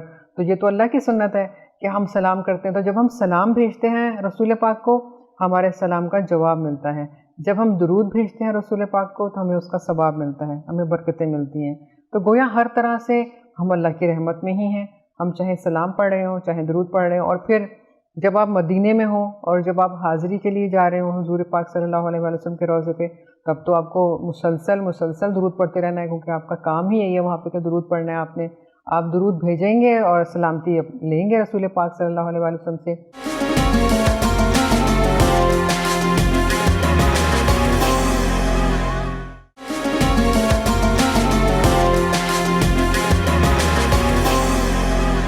ایک مرتبہ ایسا ہوا کہ آپ صلی اللہ علیہ وآلہ وسلم اپنے حجرہ مبارک سے باہر آئے تو دیکھا کہ صحابہ کرام کا ایک گروہ بیٹھا ہوا ہے اور تمام صحابہ کرام جو ہیں وہ انبیاء کرام کے بارے میں گفتگو کر رہے ہیں. کوئی کہہ رہا ہے کہ حضرت موسیٰ علیہ السلام جو ہیں وہ کلیم اللہ تھے اور اللہ تعالیٰ سے کلام فرمایا کرتے تھے. پھر ایک صحابی نے کہا حضرت ابراہیم علیہ السلام خلیل اللہ تھے، اللہ کے پیارے دوست تھے اور اللہ تعالیٰ نے انہیں فلاں چیزوں سے نوازا تھا اور وہ اللہ تعالیٰ سے وہ بھی کلام فرماتے تھے. اور پھر دیگر انبیاء کرام کی باتیں ہو رہی تھی، تو آپ صلی اللہ علیہ وآلہ وسلم نے وہاں پہ رک کر ان باتوں کو سنا اور فرمایا کہ بے شک تم لوگ جو کچھ کہہ رہے ہو بالکل سچ ہے، لیکن قیامت کے دن جھنڈا میرے ہاتھ میں ہوگا، یعنی میں سب کو لیڈ کرنے والا ہوں گا، کیونکہ آپ امام الانبیاء ہیں اور آپ کے پیچھے تمام انبیاء کرام نے 2 رکعت نماز پڑھی تھی اس وقت جب آپ معراج پر تشریف لے جا رہے تھے۔ آپ نے فرمایا کہ میں سب سے آگے ہوں گا اور مجھ سے آگے لال اونٹنی پر بلال ہوں گے، آپ کے مؤذن حضرت بلال رضی اللہ تعالیٰ عنہ، جنہیں آپ بہت پیار کیا کرتے تھے اور جن کے بارے میں آپ فرمایا کرتے تھے کہ میں نے بلال کے قدموں کی آہٹ جو ہے یا چاپ جو ہے وہ جنت میں سنی ہے۔ تو آپ ان پیارے صحابی کے ساتھ جو ہیں آپ لیڈ کر رہے ہوں گے۔ آپ فرماتے ہیں کہ میرے لیے ممبر سجایا جائے گا قیامت کے دن، لیکن میں اس پر نہیں بیٹھوں گا یہاں تک کہ میری امت جو ہے وہ ایک جگہ پر اکٹھا ہو جائے اور پھر وہ جنت میں داخل ہو جائے۔ تو گویا یہاں پر بھی امت کا خیال ہے اور ہر لمحے امت کا خیال ہے، اور فرما رہے ہیں کہ بے شک میں لیڈ کر رہا ہوں گا، میں سب سے آگے جاؤں گا، میں تمام نبیوں سے پہلے جا رہا ہوں گا، جنت میں سب سے پہلے میں داخل ہوں گا، لیکن وہ تمام چیزیں جو ہیں وہ اپنی جگہ، لیکن میری امت جو ہے جب تک وہ داخل نہیں ہو جاتی جنت میں، جب تک میرا ایک امتی بھی جو ہے وہ پیچھے اگر رہ گیا تو میں رکا رہوں گا یہاں تک کہ سب داخل ہو جائیں، تو پھر میں داخل ہوں گا۔ تو یہ ہمارے پیارے آقا محمد صلی اللہ علیہ وآلہ وسلم کی محبتوں کی انتہا ہے، جن کے لیے ہم درود بھی گن گن کے پڑھ رہے ہوتے ہیں، یا سلام بھی شاید کبھی بھیج دیتے ہیں اور کبھی نہیں، اور کبھی یہ سوچ رہے ہوتے ہیں کہ کیا ہمارا سلام پہنچ جائے گا۔ تو آپ سوچئے کہ جو درود کے آداب میں نے بتائے ہیں، جب آپ سلام بھیجتے ہیں تو آپ دور حاضر میں سلام بھیج رہے ہوتے ہیں نا، آپ ماضی میں تو نہیں بھیج رہے، تو آپ کے سلام کا جواب آپ کو ملتا ہے۔ آپ درود بھیج رہے ہوتے ہیں، آپ کو درود بھی وہاں تک پہنچتا ہے، اور جیسے کہ رسول کریم صلی اللہ علیہ وآلہ وسلم نے فرمایا کہ جمعے کے دن خاص طور سے جب درود مجھ پر پڑھا جاتا ہے، مجھ پر بھیجا جاتا ہے، تو وہ فرشتے مجھے اسی وقت آ کر یہ پیغام دیتے ہیں کہ آپ کے فلاں امتی نے جو کہ فلاں کا بیٹا ہے اس نے یہ درود بھیجا ہے یا سلام بھیجا ہے۔ تو گویا ہم چاہے پورا ہفتہ پڑھتے رہیں، ہمارے وہ درود السلام رسول پاک کے پاس پہنچیں گے۔ ہم جمعے کو پڑھیں تو اس کی اور زیادہ فضیلت بڑھ جاتی ہے، وہ اسی وقت پہنچتے ہیں۔ تو ہمیں جو ہے اپنے آقا پیارے محمد صلی اللہ علیہ وآلہ وسلم کا ایک اچھا امتی بننے کے لیے، ان کا شکر گزار امتی بننے کے لیے، ان سے اپنے قرب کا اظہار کرنے کے لیے، اپنی محبتوں کا اظہار کرنے کے لیے درود پاک پڑھنا ہے، زیادہ سے زیادہ پڑھنا ہے۔ اور درود ابراہیمی جو ہے وہ افضل ترین درود ہیں۔ ویسے تو بہت سارے درود ہیں، درود اکبر ہے اور دیگر اور بہت سے چھوٹے بڑے درود ہیں جو ہم پڑھتے ہیں اور ہم سنتے بھی رہتے ہیں، ان کی اپنی اپنی فضیلت ہے، ان سے انکار ممکن نہیں، آپ وہ بھی پڑھ سکتے ہیں، لیکن درود ابراہیمی جو ہے وہ سب سے زیادہ ثواب کا حامل ہے، اور بہت ساری احادیث ہم نے اس حوالے سے آپ کی خدمت میں پیش بھی کی جو دیگر صحابہ کرام نے ہمیں بتائیں، جو رسول کریم صلی اللہ علیہ وآلہ وسلم نے بتائیں۔ تو گویا ہمیں درود پڑھنا ہے اور اپنے آقا محمد صلی اللہ علیہ وآلہ وسلم کو راضی کرنا ہے۔ کوشش کیجئے اس ماہ مبارک میں جہاں آپ اور بہت ساری عبادات کر رہے ہیں، بہت سارے اذکار کر رہے ہیں، وہاں درود جو ہے وہ بھی صبح شام پڑھیں۔ اور ویسے بھی آپ صلی اللہ علیہ وآلہ وسلم نے فرمایا تھا کہ اگر کوئی شخص صبح 10 مرتبہ درود پاک پڑھتا ہے اور شام کو رات کو سونے سے پہلے 10 دفعہ درود پاک پڑھتا ہے تو وہ گویا جنت کی قیمت ادا کرتا ہے، یعنی ہمیں جنت کے حصول کے لیے بھی جو ہے وہ درود ہی پڑھنا پڑے گا۔ تو جب ہمیں درود سے ہی سب کچھ حاصل ہونا ہے، دنیا کی کامیابیاں، آخرت کی کامیابیاں، جنت کے راستے، جنت کے داخلے، تو کیوں نہ ہم اس کو اپنا وظیفہ بنا لیں اور اٹھتے بیٹھتے ہم درود پڑھتے رہیں۔ تو اللہ تعالیٰ ہمیں درود پاک کو پڑھنے کی، اس کو سمجھنے کی، اور جس طرح سے اللہ رب العزت نے ہمیں تعلیم کیا ہے کہ ہمیں کس طرح سے دعائیں کرنی ہیں اپنے پیارے آقا محمد صلی اللہ علیہ وآلہ وسلم کے لیے، ان کے لیے اسی طرح سے دعائیں کرنے کی توفیق عطا فرمائے۔ ہم یہ درود پاک اپنے بچوں کو بھی سکھائیں، آگے آنے والی نسلیں اسی طرح سے اس کو پڑھتی رہیں، انہی محبتوں کا اظہار کرتی رہیں، کیونکہ اگر ہم بچوں میں بھی رسول پاک صلی اللہ علیہ وآلہ وسلم کی محبت ان کے دلوں میں اتارنا چاہتے ہیں تو جب تک ہم انہیں درود پڑھنا نہیں سکھائیں گے یہ محبتیں ان کے اندر نہیں اتر سکتی، کیونکہ یہ وہ تقدس اور یہ وہ ایک محبت والا رشتہ ہے جو درود سے جڑا ہوا ہے، جس کی جو ڈور ہے وہ درود کے ساتھ بندھی ہوئی ہے۔ تو اللہ تعالیٰ ہم سب کو زیادہ سے زیادہ درود پاک پڑھنے کی، اور جس طرح رسول پاک صلی اللہ علیہ وآلہ وسلم نے اپنی زندگی گزاری اس کے مطابق زندگی گزارنے کی توفیق عطا فرمائے، تاکہ ہم ان کا قرب حاصل کر سکیں، قیامت کے دن ہم ان کی شفاعت حاصل کر سکیں، اور ہم یہ کہہ سکیں کہ ہاں ہم نے اپنی محبت کا اظہار کیا اور پیارے آقا محمد صلی اللہ علیہ وآلہ وسلم ہم پر فخر کر سکیں۔ آمین۔ آج کا یہ پروگرام میں یہیں پر مکمل کرتے ہیں، انشاءاللہ کل ایک اور موضوع کے ساتھ پھر حاضر ہوں گے۔ اجازت دیجیے، اللہ حافظ۔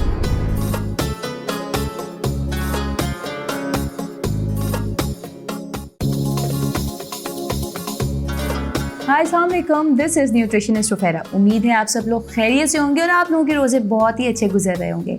मेरी भी दुआ है कि आप लोगों के रोज़े बहुत अच्छे गुजरे और आप इस रमज़ान में खूब सारी रहमतें और बरकतें समेटे भी और बिखेरे भी, लोगों में खुशियाँ बांटने का सबब बने, दूसरों की खुशियों का सबब बने और खुशियाँ फैलाने वाले बने। आज मैं अपना जो सेगमेंट लेकर आई हूँ जिसका नाम है सेहत और रमज़ान, नाम ही बता देता है कि मैं कुछ सेहत से रिलेटेड मज़ेदार सी बातें आप लोगों को बताने वाली हूँ, मुफीद हेल्थ टिप्स देने वाली हूँ, जिनको अगर आप फॉलो करेंगे तो आप रहेंगे सेहतमंद और तंदुरुस्त। और अगर आप अपनी फैमिली के लिए भी वो फॉलो करेंगे और फैमिली मेम्बर्स को भी फॉलो करवाएंगे तो इसका मतलब है आपकी पूरी फैमिली रहेगी सेहतमंद और तंदुरुस्त। इस रमज़ान में बहुत सारे रोज़ों में इतनी शिद्दत की गर्मी थी कि उसको हीट स्ट्रोक डे बोला गया कि अपना ख़ास ख्याल रखें, आज हीट स्ट्रोक है। तो हीट स्ट्रोक से भी बहुत ज़्यादा परेशानियाँ हो जाती हैं और उस दौरान अगर आपने अपनी सेहत का सही तरीके से ख्याल नहीं रखा, ख़ास तौर पे अपनी ग़िज़ा का ख्याल नहीं रखा, क्योंकि रोज़े के मामले में जब रमज़ान होते हैं तो आपके पास सिर्फ 2 ही मील टाइम्स होते हैं जिसमें आप प्रॉपर तरीके से डाइट ले सकें। अगर उसमें भी आपने सही तरीके से अपना फूड इंटेक नहीं लिया तो आपका जिस्म डिहाइड्रेट, आपकी बॉडी डिहाइड्रेट तो होती ही होती है, साथ में बहुत सारी बीमारियाँ और परेशानियाँ आने का भी ख़तरा रहता है। तो जनाब बहुत ज़रूरी है कि आप अपनी सेहत का ख़ास ख्याल रखें और साथ में अपनी फैमिली मेम्बर्स का भी सेहत का बहुत ज़्यादा ख्याल रखें, क्योंकि कोई एक भी घर में बीमार पड़ जाता है तो सबको परेशानी लाहक होती है। इतनी शिद्दत की गर्मी में रोज़े और इतने लंबे रोज़े, आपने ज़रूर ख्याल रखना है कि अपनी बॉडी को डिहाइड्रेटेड होने से महफूज रखें और उसके लिए आपका फूड इंटेक अच्छा होना चाहिए, जिसमें कि आप फ्लूइड इंटेक ज़्यादा लें। अगर आपकी बॉडी में पानी का इंटेक कम है या आपकी बॉडी में पानी का तनासुब कम हो जाता है तो आपकी बॉडी डिहाइड्रेशन का शिकार हो जाती है, जिसकी वजह से आपको रोज़े के दौरान उल्टी, कै, सर का दर्द या किसी और किस्म की तकलीफ़ भी हो सकती है, जिसमें कि लूज़ मोशंस भी हो सकते हैं या डायरिया भी हो सकता है। तो जी, पानी का तनासुब मेंटेन रखने के लिए ज़रूरी है कि आप रोज़े से लेकर इफ्तार से लेकर शहूर तक अच्छी क्वांटिटी में लाइक 8 से 10 ग्लास पानी का इंटेक तो ज़रूर लें। लेकिन अगर साथ में हर वक्त पानी पीना या ज़्यादा पानी पीना आपके लिए पॉसिबल नहीं है तो फ्लूइड इंटेक ज़्यादा ले सकते हैं। फ्लूइड इंटेक में आप ग्रीन टी ले सकते हैं, आप ठंडे शरबत ले सकते हैं जिसमें डिफरेंट किस्म के ठंडे मशरूब आते हैं। लेकिन आई विल सजेस्ट कि आप फिज़ी ड्रिंक्स या फिर मीठे मशरूबात को अवॉइड करें, क्योंकि उनसे शुगर लेवल हाई होता है, या फिर फिज़ी ड्रिंक से, कार्बोनेटेड ड्रिंक से आपके पेट में गैस्ट्रिक इश्यूज़ या तेज़ाबियत पैदा होती है। तो ये तो हो गई डिहाइड्रेशन की बात, लेकिन इसके अलावा भी बहुत सारी चीज़ें हैं जिनका आपने ख्याल रखना, ख़ास ख्याल रखना ज़रूरी है। मैं बताती चलूँ कि अगर आप ग्रीन टी ले रहे हैं तो आप बहुत सारी बीमारियों से भी महफूज रहेंगे, जिसमें से कि हाई कोलेस्ट्रॉल, ब्लड प्रेशर का हाई हो जाना या फिर दिल की बीमारी या कैंसर है। मैं बताती हूँ किस तरीके से। अगर आप ग्रीन टी ले रहे हैं तो इसमें मौजूदा फ्लेवोडाइन जो है वो आपके कोलेस्ट्रॉल को रखेगा कंट्रोल और साथ ही साथ आपके ब्लड प्रेशर को भी हाई होने से कंट्रोल में रखेगा। और अगर आपका ब्लड प्रेशर कंट्रोल है और कोलेस्ट्रॉल लेवल भी मेंटेन है तो आप दिल की ख़तरनाक बीमारियों से महफूज रहेंगे। और रही बात कैंसर जैसी मोहलिक बीमारियों का, तो ग्रीन टी में मौजूदा एंटीऑक्सीडेंट्स आपकी बॉडी के डैमेज सेल्स को रिपेयर करते रहते हैं, जिसकी वजह से आपकी बॉडी में किसी भी किस्म का इन्फेक्शन आगे बढ़ नहीं पाता। तो ये हो गई आपकी बॉडी की इंटरनल हेल्थ, जिसका ख्याल रख रही है ग्रीन टी। जी बिल्कुल, ग्रीन टी अगर आप ले रहे हैं तो ग्रीन टी बहुत सारी चीज़ों से आपको महफूज रख रही है, ऐसी चीज़ें जो कि आपकी बॉडी के लिए नुकसानदेह हैं।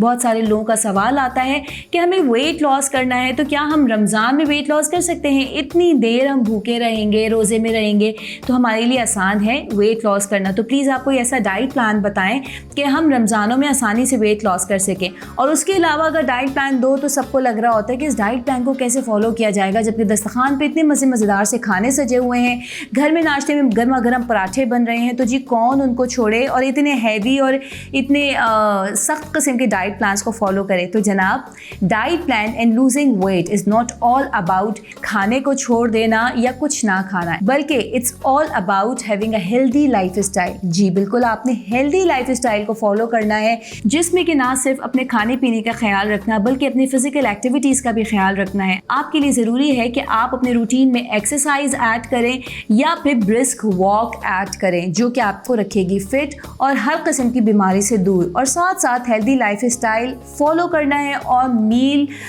پورشن کنٹرول کرنا ہے. اگر آپ نے پورشن کنٹرول نہیں کیا, آپ کم کھا رہے ہیں لیکن ایک وقت پہ جو کھا رہے ہیں وہ اتنا کھا رہے ہیں کہ اس کے بعد آپ کی کچھ کھانے کی ہمت ہی نہیں رہ رہی, دل ہی نہیں چاہ رہا, تو اس کا مطلب ہے جو آپ نے کھایا وہ آپ نے زیادہ کھا لیا اور وہ آپ کے اسٹمک پر ہیوی پڑ رہا ہے. آپ اپنے ڈائجسٹو سسٹم پر لوڈ ڈال رہے ہیں. تو کسی بھی چیز پر اگر زیادہ لوڈ ڈالا جائے جناب تو وہ خراب ہو سکتی ہے. مجھے امید ہے کہ آپ کے باس بھی اگر آپ پہ زیادہ لوڈ ڈالیں گے تو آپ کو بھی غصہ آئے گا کہ نہیں آئے گا. تو آپ کے ڈائجسٹو سسٹم کو کیسے غصہ نہیں آئے گا, اور جب آپ کے ڈائجسٹو سسٹم کو غصہ آ رہا ہے تو وہ کیسے اپنا غصہ نہ نکالے گا آپ کو پھلا کر اور موٹا کر کے. تو اپنے موٹاپے کا, اپنی اوبیسٹی کا خاص خیال رکھیں, کیونکہ اوبیس ہو جانے سے بھی بہت ساری بیماریاں دروازہ کھٹکھٹاتی ہیں, جس میں کہ کولیسٹرول کا ہائی ہو جانا ہوتا ہے اور مین ہوتا ہے ہارٹ ڈیزیزز. اگر تو آپ نے اوبیسٹی کا خیال نہیں کیا, اپنے موٹاپے کا خیال نہیں کیا, کھانے پینے میں احتیاط نہیں برتی, تو آپ خدا نخواستہ کسی بھی بیماری کا شکار ہو سکتے ہیں. اپنا بہت زیادہ خیال رکھنا ضروری ہے. تو یہ تھی بہت ساری باتیں آپ کی صحت سے ریلیٹڈ, گرین ٹی سے ریلیٹڈ, جو کہ اگر آپ نے فالو کی تو آپ کو ہو جانا ہے بہت صحت مند قسم کا انسان, اور آپ کی فیملی کہلائے گی ایک صحت مند فیملی, کیونکہ اس کے مینیجر ہیں آپ اور آپ خیال رکھ رہے ہیں اپنی اور اپنے فیملی ممبرس کی صحت کا. سوال ہوتا ہے کہ روزے کے دوران ہمیں گیسٹرک ایشوز ہوتے ہیں, ایسیڈیٹی فیل ہو رہی ہوتی ہے, تو اس کا کیا ریزن ہے اور ہمیں کیا کرنا چاہیے. اس کے لیے میں جواب دوں گی کہ آپ سحری میں پلیز بہت زیادہ اسپائسی اور روغنی کھانوں سے پرہیز کیجیے. بہت ساری جگہوں پر میں نے دیکھا ہے سحری کی دعوتیں ہو رہی ہوتی ہیں, اور سحری میں جو فوڈ انٹیک ہوتا ہے وہ بالکل ایک ایسا انٹیک ہوتا ہے جیسے کہ آپ شادی کی کوئی دعوت کھانے گئے ہیں, سالن, روٹی, شوربہ اور پتہ نہیں کیا کچھ. تو سحری ایک ہیلدی فوڈ ہونا چاہیے, ایک اچھا میل ہونا چاہیے. ضرور اپنوں کے ساتھ بیٹھ کر کھائیے پیجیے, لیکن وہ کھائیں جو کہ آپ کی صحت کے لیے فائدے مند ہے. اگر آپ نے اسپائسی اور روغنی غذا سحری ملی تو اس کے بعد کا پورا روزہ آپ کا ایسیڈیٹی اور کھٹی ڈکاروں میں نکلے گا, جو کہ بولتے ہوئے بھی بڑا عجیب سا لگ رہا ہے. جی جناب, آپ کو ایسیڈیٹی کی شکایت ہو سکتی ہے اگر تو آپ نے سحری میں مرچوں والی تیز اسپائسی قسم کی روغنی غذا لی ہے. آپ نے لینا ہے سحری میں دودھ, دہی, فروٹس, پراٹھا, روٹی, جو کہ آپ کو صحت مند رکھیں گے اور آپ کے روزہ بھی ایک صحت مند روزہ گزرے گا. دیکھا آپ نے گرین ٹی میں موجود کتنے سارے فوائد ہیں جو کہ میں نے آپ سے شیئر کیے, اور ساتھ ساتھ میں نے آپ سے شیئر کی صحت مندانہ ٹپس جو کہ آپ کو اور آپ کی فیملی کو رکھیں گی فٹ, صحت مند اور تندرست. لیکن مت بھولیے ساتھ میں فزیکل ایکسرسائز بھی ضروری ہے. رمضانوں میں روزے کے دوران نہ صحیح, لیکن افطار کے بعد رات میں آپ تھوڑی سی ہی واک صحیح, 10 سے 15 منٹ کی ہی واک صحیح, برسک واک ضرور کریں تاکہ آپ فزیکلی ایکٹیو رہیں. مجھے اجازت دیجیے. دس از نیوٹریشنسٹ فیرا. انشاءاللہ تعالیٰ کل ملاقات ہوگی. اللہ حافظ.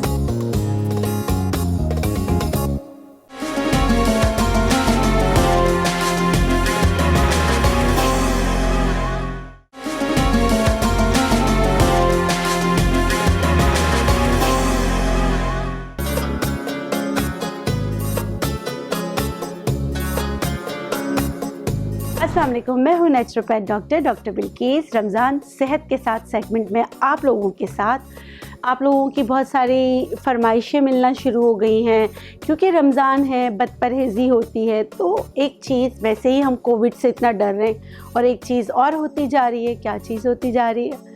ہر گھر میں ہر بچہ نزلہ, زکام, کھانسی کے. ویسے بھی موسم بدلتا ہے, جب گرمیاں آتی ہیں تو گرمیوں میں بھی یہ چیزیں ہو جاتی ہیں, مگر بد احتیاطی, بد پرہیزی, اس کے ساتھ بھی جو ہے یہ الرجی کا مسئلہ ہو جاتا ہے کہ رینی نوز, یعنی کہ ناک بہہ رہی ہے, چھینکیں آئے جا رہی ہیں, نزلہ, زکام, کھانسی, گلا جو ہے خراب ہو چکا ہے, بولا نہیں جا رہا, گلا بند ہو چکا ہے. اب کیا کریں؟ کون سی ایسی تدابیر کریں کہ روزے بھی اچھی طریقے سے گزر جائیں, یا بچوں کے لیے ایسا کیا ہربل ہوم ریمیڈیز کریں؟ میں آپ کو کچھ ہربل ہوم ریمیڈیز بتا رہی ہوں جو یقیناً آپ کے لیے بینیفیشل ہوں گے اور آپ کو اس مسئلے کو حل کرنے میں آپ کی مدد کرے گی. ہمیشہ کی طرح ایک جملہ, احتیاط علاج سے بہتر ہے. آپ اتنا بڑھے ہی نہ کہ آپ کو علاج کی طرف جانا پڑے. اپنا معمول بنا لیجئے کہ آپ نے روزانہ سونے سے پہلے بچوں کو بھی اور خود بھی نمک کے غرارے کرنے. اب کچھ لوگ کہیں گے ہمیں تو بلڈ پریشر ہے, ہم نمک کے غرارے کیسے کریں؟ تو جو بلڈ پریشر کے مریض ہیں وہ گینڈے کے پھول لے کر اس کو اچھی طرح ابال لیں, اس کو چھانیں, اس میں شہد ملائیں, اس سے غرارے کریں. چلے یہ بھی اب بولیں گے کہ بھئی یہ تو نہیں ملتا, اب رمضان میں کون ڈھونڈنے جائیں, گیندے کے پھول کہاں سے لائیں؟ گرم پانی سے غرارے کر لیں, ہے نا, کر تو سکتے ہیں نا.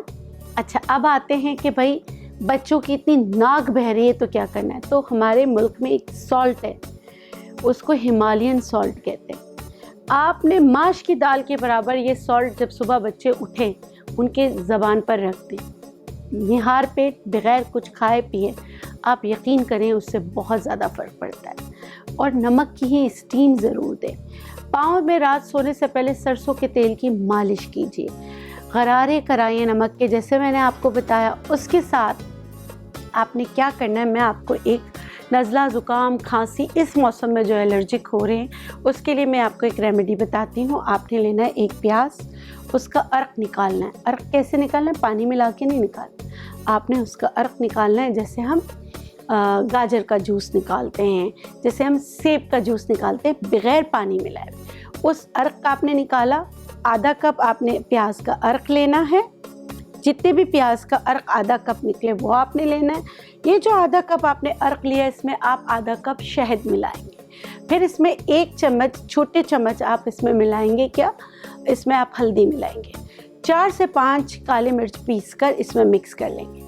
ان سب کو ایک جار میں بنا کر رکھ دیجئے.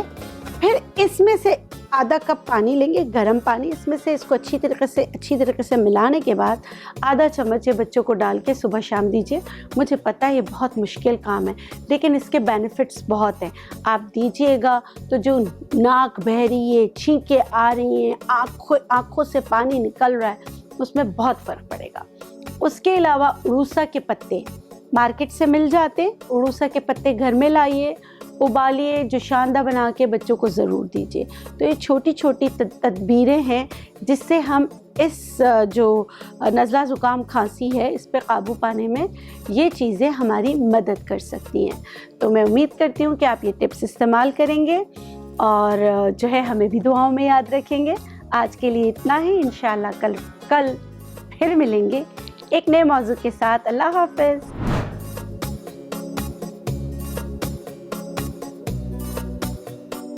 احسان ہے رمضان.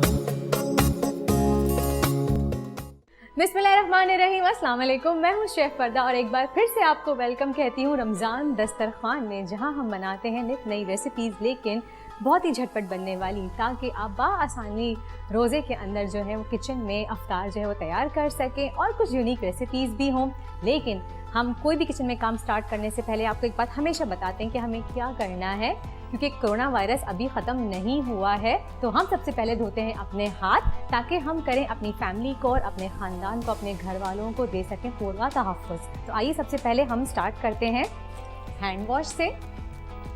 اور یہ میں آ گئی ہوں ڈیٹول پہ. ہینڈ واش کے لیے میں یوز کروں گی ڈیٹول کا antibacterial hand wash. Dettol کا صابن بھی ہے, آپ چاہیں تو صابن بھی یوز کر سکتے ہیں, ہینڈ واش بھی یوز کر سکتے ہیں, اور آپ چاہیں تو ان کا سینیٹائزر بھی یوز کر سکتے ہیں. میں یہاں پہ ہینڈ واش یوز کر رہی ہوں ڈیٹول کا. یہ دیکھیے اینٹی بیکٹیریل جو ہے یہ ہینڈ واش ہے. میں نے اس کا 1 ڈراپ لیا اور اس کے بعد میں اس کو پراپر طریقے سے واش کروں گی. اچھا, ہاتھ دھونے کا بھی ایک طریقہ ہوتا ہے. 20 سیکنڈ تک آپ صحیح طریقے سے اگر ہاتھ دھوئیں تو آپ اس چیز کو کنفرم کر سکتے ہیں کہ آپ کے ہاتھ سے جراثیم جو ہے وہ مکمل طریقے سے جا چکے ہیں. ہاتھ دھونے کا طریقہ, سب سے پہلے آپ نے صابن لگایا, بیک سائڈ اکثر رہ جاتی ہے, اس کو اچھی طریقے سے جو ہے وہ آپ رب کر لیجئے, فرنٹ سے کیجئے. انگوٹھے کی سائڈ جو ہے وہ رہ جاتی ہے. یہ عادت آپ بچوں میں بھی ڈالیں تاکہ وہ اسی چیز سے جو ہے وہ فائدہ اٹھائیں اور وہ ہیبیچول ہو جائیں اس چیز کے. اور اس کے بعد ہم جو ہے وہ ہاتھ دھو لیں گے. اور یہ ہو گئے ہمارے ہاتھ جو ہے وہ جراثیم سے پاک صاف. اور صرف یہاں تک ہی نہیں, آپ کو ایک اور مزے کی بات مجھے بتانی ہے. یہ دیکھیے, ہاتھ دھو لیے ہیں جناب. ہاتھ دھونے کے بعد آپ کو پتہ ہے ہم ٹاول یوز نہیں کریں گے, ہم یوز کریں گے روز پیٹل کے الٹرا سافٹ ٹیشو پیپرز, تاکہ ہم اس چیز کو یقینی بنا لیں کہ کوئی بھی جراثیم, کوئی بھی وائرس جو ہے وہ ہمارے ہاتھوں پہ نہیں لگ سکتا. کیونکہ ٹاول اکثر ہم لوگ جو ہے وہ ہینگ کر دیتے ہیں, کھلی رہتی ہے, 10 طرح کے جراثیم جو ہیں وہ اس پہ لگتے ہیں.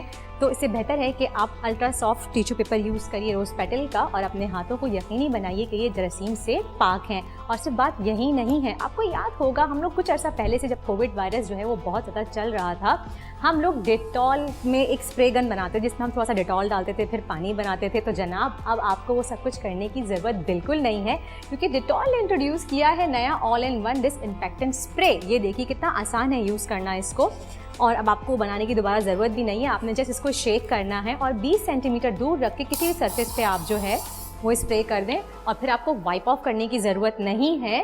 یہ خود بخود ہی جو ہے وہ ڈرائی ہو جائے گا اور آپ کی سرفیس جو ہے وہ ڈس انسیکٹیفائی کر دے گا. ایک اور چیز میں بتانا چاہوں گی آپ کو کہ یہ فلیمیبل ہے، تو آپ اس کو آگ کے پاس کائنڈلی یوز نہیں کیجیے گا. آپ یہ صوفے پہ، ٹیبل پہ، کاؤنٹرز پہ آپ جو ہے اس کو یوز کر سکتے ہیں. تو آئیے اب چلتے ہیں ہماری کوکنگ کی طرف، جو کہ ہم بنائیں گے آج کی ہماری ریسیپی کیا ہوگی. جناب رمضان تھوڑے بہت تو گزر چکے ہیں اور افطار کھا کے کچھ لوگ جو ہے وہ بور ہو جاتے ہیں، تو ہم نے سوچا کیوں نہ آج ہم پلاؤ کی طرف چلتے ہیں. لیکن پلاؤ بھی وہ ایک نارمل پلاؤ نہیں ہوگا، ہم بنا رہے ہیں ہریالی چکن پلاؤ. کتنے مزے کی لگ رہی ہے، اور ہری ہم چکن سے بنائیں گے. تو کیسے بناتے ہیں آئیے اسٹارٹ کرتے ہیں ہماری ریسیپی.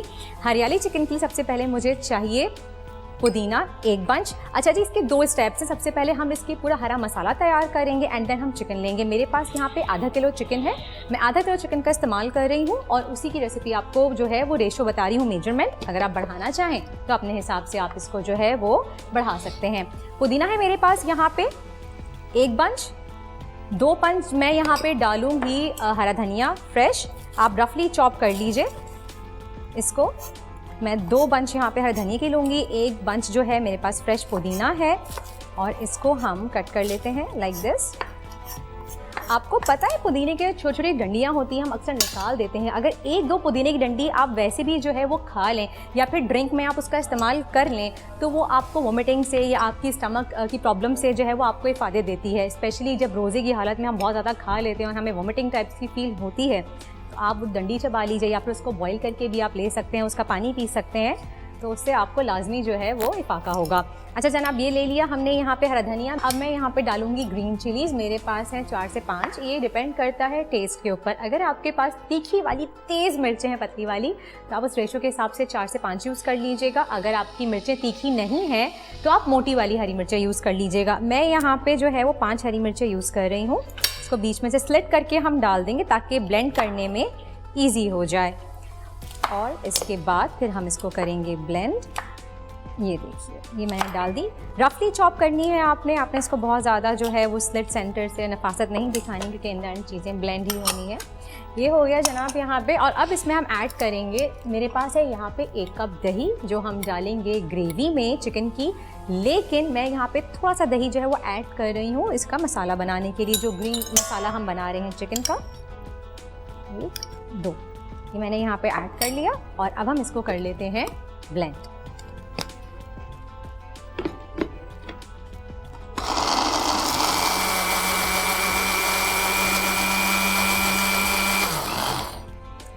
اور جناب یہ دیکھیے ہرا مسالہ تو ہو گیا ہے ہمارا تیار. اور اب ہم سٹارٹ کرتے ہیں بنانا چکن. تو اس کے لیے سب سے پہلے ہمیں کیا چاہیے، ہم بسم اللہ کرتے ہیں، اسٹوو آن کر لیتے ہیں. اسٹوو آن ہو گیا ہے. اب میں یہاں پہ یوز کروں گی اراؤنڈ 1 کپ آف آئل، اور 1 کپ آف آئل میں یوز کروں گی Dalda kalonji canola oil. Dalda kalonji canola oil ہم کیوں یوز کریں گے کہ اس میں کلونجی کی افادیت موجود ہے، کیونکہ یہ کلونجی کی امیونٹی سے بھرپور ہے. پاکستان میں پہلی بار ڈالڈا نے انٹروڈیوس کروایا ہے Dalda kalonji canola oil. Kalonji oil کو کوکنگ آئل میں مکس کرنا آسان نہیں تھا، لیکن ڈالڈا نے اپنی مہارت کے ذریعے ڈالڈا کلونجی کنولا آئل بنایا اور کلونجی کا آئل کوکنگ آئل میں ساتھ مکس کرا، تاکہ ہمیں مل سکے امیونٹی سے بھرپور کھانے. چاہے سحر ہو یا افطار ہو، ہم جو بھی کھانے بنائیں ہم چاہتے ہیں کہ وہ صحت بخش ہوں، اور کلونجی سے زیادہ صحت بخش اور امیونٹی بخش کوئی بھی کھانے نہیں ہو سکتے. تو میں یہاں پہ 1 cup Dalda kalonji canola oil use کروں گی، اور یہ ڈالا میں نے اس میں 1 cup Dalda kalonji canola oil. 1 cup ہم نے یہاں پہ آئل جیسے ہی گرم ہوگا، اس کے بعد میرے پاس ہے یہاں پہ ایک بڑی سائز کی پیاز ہے جو میں نے سلائسلی کٹ کر کے رکھی ہوئی ہے، وہ میں ڈال دوں گی یہاں پہ، کیونکہ ½ کلو چکن میں ہم ایک بڑی لارج سائز کی پیاز یوز کر رہے ہیں، اور میں نے یہاں پہ کٹ کر کے رکھی ہوئی، آپ یہ دیکھ سکتے ہیں. جیسے ہی آئل گرم ہوگا، یہ دیکھیے ہو چکا ہے، ہم اس میں پیاز ڈال کے ہلکی سی اس کو براؤن کر لیں گے. یہ ڈال دی ہم نے اس میں پیاز، اور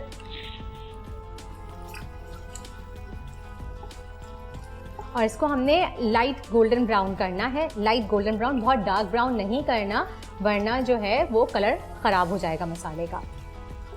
اچھا جناب، اب ساتھ ہی ساتھ جب یہ ہماری پیاز جو ہے وہ فرائی ہو رہی ہے، اس کے ساتھ ہی ہم اس میں تھوڑا سا ثابت کھڑا گرم مسالہ ہے وہ ایڈ کر دیں گے، جس میں ہمارے پاس 3 سے 4 عدد لونگیں ہیں، چھوٹی الائچی ہے ہمارے پاس 3 سے 4 دانے وہ جائیں گے، دار چینی کا 1 ٹکڑا ڈالیں گے ہم اس میں، ثابت کالی مرچ 5 سے 6 عدد ثابت دانے، اور تیز پات 2۔ چلیں جناب، جب تک پیاز ہو رہی ہے ہماری براؤن، آپ جا کے لیجیے ایک چھوٹا سا بریک سے واپس آتے ہیں، پھر بناتے ہیں آگے کا پلاؤ۔ احسان ہے رمضان،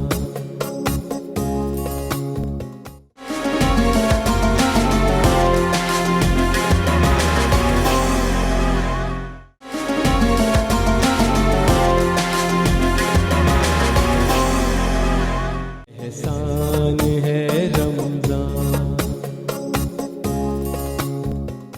ویلکم بیک آفٹر بریک، آپ دیکھ رہے ہیں رمضان دسترخوان۔ رمضان دسترخوان میں ہم نے بریک لیا تھا، میری پیاز براؤن ہو چکی تھی اور وہ ہو گئی ہے، اور میں اب یہاں پہ آدھا کلو چکن جو ہے وہ فٹافٹ سے اس میں ایڈ کر رہی ہوں۔ ہم باتیں بعد میں بھی کنٹینیو کر سکتے ہیں، ہم پیاز کو جو ہے وہ رسک پہ نہیں لے سکتے، کیونکہ اگر پیاز کا کلر ایک دفعہ خراب ہو گیا تو ہمارے پورے کھانے کا کلر خراب ہو جائے گا، اور یہ بہت بڑا رسک ہوتا ہے۔ تو اس لیے فاسٹ فارورڈ میں جو ہے میں نے آپ کو ویلکم بیک کہہ کے اس میں چکن ڈال دی ہے، اور اب جناب دیکھیں چکن کو جو ہے ہم وہ بھون لیں گے، لیکن ہم اس کو لہسن ادرک کا پیسٹ ڈال کے بھونیں گے۔ یہ دیکھیے اس میں ہم ڈالیں گے 1 ٹیبل اسپون لہسن ادرک کا پیسٹ، اور اب اس کو اچھی طریقے سے بھون لیں گے کہ چکن کا کلر جو ہے وہ چینج ہو جائے، چکن اپنا پانی چھوڑے گی، وہ بھی خشک ہو جائے۔ یہ دیکھیے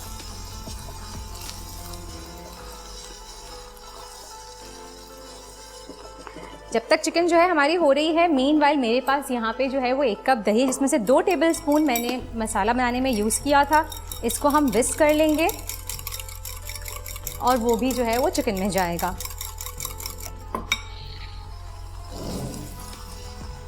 چلیں جناب، یہ دیکھیے چکن جو ہے وہ ہو چکی ہے، اس میں ہم باقی کے مسالے ایڈ کر دیتے ہیں۔ 1 ٹیبل اسپون 1.5 ٹیبل اسپون اس میں کٹی ہوئی لال مرچ ڈالوں گی۔ مرچیں میں پھر سے آپ سے کہوں گی حسب ذائقہ دیکھ کے ڈالیے گا، اگر آپ کی ہری مرچیں تیز ہیں تو اس میں صرف 1 ٹیبل اسپون جو ہے آپ کٹی ہوئی لال مرچ ڈالیے گا، اور یہاں پہ نمک گیا حسب ذائقہ۔ اور اس کے بعد ساتھ ہی جو ہم نے مکسچر ریڈی کیا تھا ہرے دھنیا اور پودینے کا، وہ بھی ہم اس میں ڈال دیں گے۔ یہ دیکھیے یہ ڈال کے ہم اس کو اچھی طریقے سے مکس کر لیں گے، اور پھر ساتھ ہی ہم اس میں جو ہم نے وسک کی ہوئی دہی رکھی ہوئی ہے وہ بھی ایڈ کر کے اس کو ہم ڈھک کے پکنے دیں گے، تاکہ اسی میں چکن بھی گل جائے، اور تمام جو اسپائسیز انگریڈینٹس ہیں جو ہم نے اس میں ایڈ کیے ہیں اس کا مسالہ آپس میں طریقے سے مکس ہو جائے۔ جناب یہ دہی بھی ہم ڈال دیتے ہیں اس میں،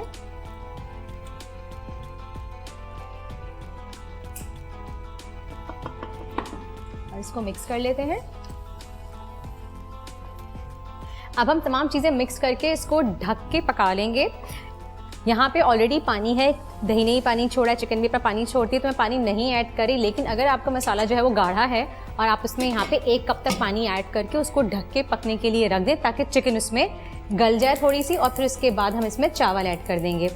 مین وائل میں یہاں پہ اس کو ٹرانسفر کر رہی ہوں، اور جب تک ہم کیا کرتے ہیں، ہم بنا لیتے ہیں ایک چاٹ، لیکن ہم بہت ہی جھٹپٹ والی چاٹ بنا رہے ہیں، کیونکہ ہمارے پاس ہے سبروسو کی ریڈی میڈ پروڈکٹ، لیکن میں بتاؤں گی نہیں ابھی ہم کس سے بنا رہے ہیں۔ ہمارے پاس ہے یہاں پہ سبروسو کی چکن کچوری، اور چکن کچوری سے ہم بنائیں گے کچوری چاٹ۔ اب سوچ رہے ہو کچوری چاٹ کیسے بنے گی، تو جناب یہ ہماری لائف آسان ہو گئی یہاں پہ کہ ہمارے پاس ہے سبروسو کی ریڈی میڈ کچوری، جس سے ہم کیا کریں گے، اس کو فرائی کریں گے اور چاٹ کے اوپر چیزیں جو ہیں ہم اس کے ساتھ سرو کریں گے۔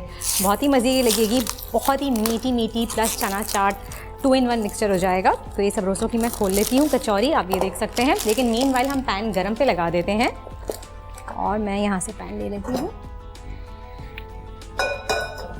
اور سبروسو کی کچوری فرائی کرنے کے لیے بھی میں یوز کروں گی، آف کورس آپ سمجھ گئے ہیں، ڈالڈا کلونجی کنولا آئل، کیونکہ میں چاہتی ہوں کہ ہمارے تمام کھانے جو ہیں وہ ہو امیونٹی سے بھرپور، اور میں صحت کے ساتھ نہیں چاہتی کوئی بھی کمپرومائز کرنا، اس لیے میں صرف اور صرف یوز کروں گی ڈالڈا کلونجی کنولا آئل، جو کہ پاکستان میں پہلی بار انٹروڈیوس کروایا ہے کلونجی کا آئل صرف اور صرف ڈالڈا نے۔ یہاں پہ ہم اس کو ڈیپ فرائی کرنے کے لیے جو ہے ڈالڈا کلونجی کنولا آئل جو ہے وہ یوز کر لیتے ہیں۔ جب تک آئل جو ہے وہ گرم ہو رہا ہے، یہاں پہ میں نے جو ہے وہ چاول آلریڈی بھگو کے رکھے تھے، 2 کپ چاول تھے میرے پاس، اس کا پانی جو ہے میں وہ اسٹرین آؤٹ کر لیتی ہوں۔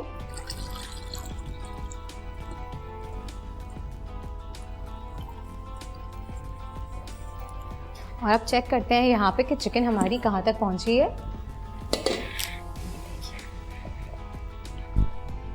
چکن بہت جلدی گل جاتی ہے, بھاپ میں بھی آ جاتی ہے. آپ یہ دیکھیں چکن جو ہے وہ گلنا شروع ہو گئی ہے. اس سے زیادہ میں اس کو نہیں پکاؤں گی کیونکہ جب یہ چاول کے ساتھ دم پہ جائے گی تو یہ بہت زیادہ گل جائے گی اور بوٹیاں اس کی ٹوٹ جائیں گی.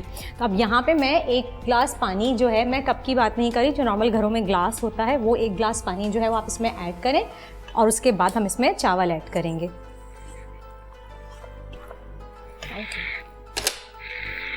یہ 1 گلاس پانی جو ہے وہ ہم نے اس میں ایڈ کر دیا اور اب ہم ویٹ کریں گے کہ تھوڑا سا اس میں آ جائے بوائل. جب بوائل آئے گا تو پھر اس کے بعد ہم اس میں جو ہم نے اسٹرین کیے ہوئے چاول ہیں وہ رکھ دیں گے. اور مین وائل ہم یہاں پہ دیکھتے ہیں کچوری کی طرف چلتے ہیں کہ کچوری جو ہے ہم فرائی کر لیتے ہیں یہاں پہ.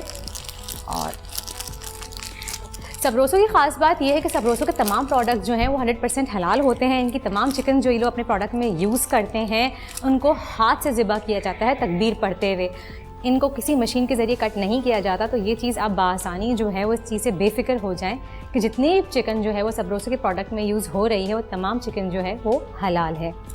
اور یہاں پہ تیل جو ہے وہ گرم ہو چکا ہے اور ہم ایک ایک کر کے جو ہے وہ کچوری ڈال دیتے ہیں اس میں. سب سے بڑی بات کچوری چاٹ بنانے کے لیے سبروسو کی کچوری جو ہے وہ چکن کچوری وہ بیسٹ ہے. بالکل ان کا آئیڈیل سائز ہے, سنگل سرونگ کے حساب سے یہ پرفیکٹ ہے. آپ دیکھ سکتے ہیں بالکل سنگل سائز ہے ان کا. سنگل سرونگ میں آپ جو ہے وہ ایک آرام سے آپ اس کو بول میں نکالیں اور آرام سے آپ سرو کریں. یہ دیکھیے یہ بھی ڈال دی ہم نے اور یہ لاسٹ بھی ڈال دی ہم نے. اب اس کو مین وائل ہم فرائی کر لیتے ہیں یہاں پہ.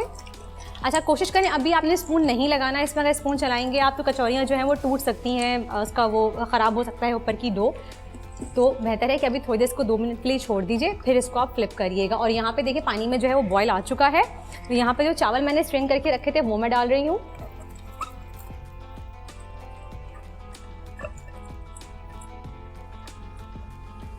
یہ چاول ڈال دیے ہم نے اس میں. اور چاول ڈالنے کے بعد اس میں یہاں پہ ایڈ کروں گی لیمن جوس. میرے پاس ہے یہاں پہ 2 سے 3 ٹیبل اسپون لیمن جوس, وہ میں ایڈ کر دوں گی اس میں. اور دین اگین پھر ہم ویٹ کریں گے کہ جیسے ہی اس میں بوائل آتا ہے, جیسے کہ ہم نارمل پلاؤ بناتے ہیں کہ جیسے ہی پانی میں بوائل آتا ہے اور چاول تھوڑے سے پھولے پھولے اوپر تک پانی آ جائے گا ایک سرفیس پہ, پھر ہم اس کو ڈھک کے دم پہ رکھ دیں گے. تو یہ جناب کچوری ہو رہی ہے اور یہ دیکھیں اس میں بوائل بھی آ گیا ہے. میں تھوڑا سا چلا رہی ہوں اس کو یہاں پہ. اچھا جی, اس کو نکالنے کے لیے کچوری جو ہے ہماری آلموسٹ ریڈی ہونے والی ہے. تو میں یہاں پہ ایک پلیٹر لے رہی ہوں اور آپ کو پتہ ہے میں کیا کروں گی, کیونکہ کچوری جو ہے وہ ہم ڈیپ فرائی کر رہے ہیں. ہیلتھ کانشیسنیس میں ہر کسی میں آ گئی ہے. ہر کوئی چاہتا ہے کہ بھائی ہم کم سے کم کیلریز کھائیں. تب ڈیپ فرائڈ آئٹم کی کیلریز کیسے کم کی جائیں. تو میں یہاں پہ یوز کر رہی ہوں زوپ کی شیٹ, جو کہ میں اپنے پلیٹر پہ جو ہے وہ بچھا دوں گی اس طرح سے. اس سے کیا ہوگا, اس سے تب آپ کو بھی یاد ہو گیا ہوگا کہ اس سے یہ ہوگا کہ جتنی بھی ایکسٹرا کیلریز ہوں گی کچوری کے اندر, یعنی کہ جو بھی ہماری فرائنگ کے بعد ایکسٹرا آئل ہوتا ہے, ایکسٹرا کیلریز ہوتی ہیں, وہ زوپ کی شیٹ جو ہے وہ اپنے اندر ابزارب کر لیتی ہے اپ ٹو 260 کیلریز. تو آپ دیکھیں اب آپ ٹینشن فری ہو کے, چاہے سموسے ہوں, چاہے پکوڑے ہوں, چاہے رول ہوں, آپ ٹینشن فری ہو کے جو ہے وہ کھا سکتے ہیں کہ بھائی اس کی ایکسس کیلریز جو ہیں وہ زوپ کی شیٹ جو ہے وہ اپنے اندر ایبزارب کر لے گی اپ ٹو 260 کیلریز. تو بے فکر ہو کے کھائیں اور مزے کریں تھینکس ٹو زوپ. اور یہ دیکھیں کچوریوں کا کتنا خوبصورت کلر آیا ہے. اور یہ ہم اس پہ نکال رہے ہیں زوپ کی شیٹ پہ ایسے کر کے. اور یہ دیکھیے جناب ایسے ہم نے نکال لی اس کو. اور اب ہم یہاں پہ کر دیتے ہیں اسٹوو بند. تو جناب کچوری جو ہے ہماری تیار ہو چکی ہیں. اب ہم دیکھتے ہیں چاول کہاں تک پہنچے ہمارا جو ہریالی پلاؤ بن رہا ہے مزیدار سا. اور رائٹ یہ دیکھیں جناب ہریالی پلاؤ کے چاول بھی جو ہیں وہ آ گئے ہیں اوپر لیول پہ, پانی اس کا ایکول ہو گیا ہے. اب اس کو بھی ہم جو ہے وہ دم پہ رکھ دیتے ہیں 10 سے 15 منٹ کے لیے, جب تک کہ پانی خشک نہیں ہو جاتا سلو فلیم پہ. اور مین وائل ہم بناتے ہیں چاٹ. کچوری چاٹ کے لیے ہم کیا کریں گے, میں اس کو یہاں پہ کر دیتی ہوں.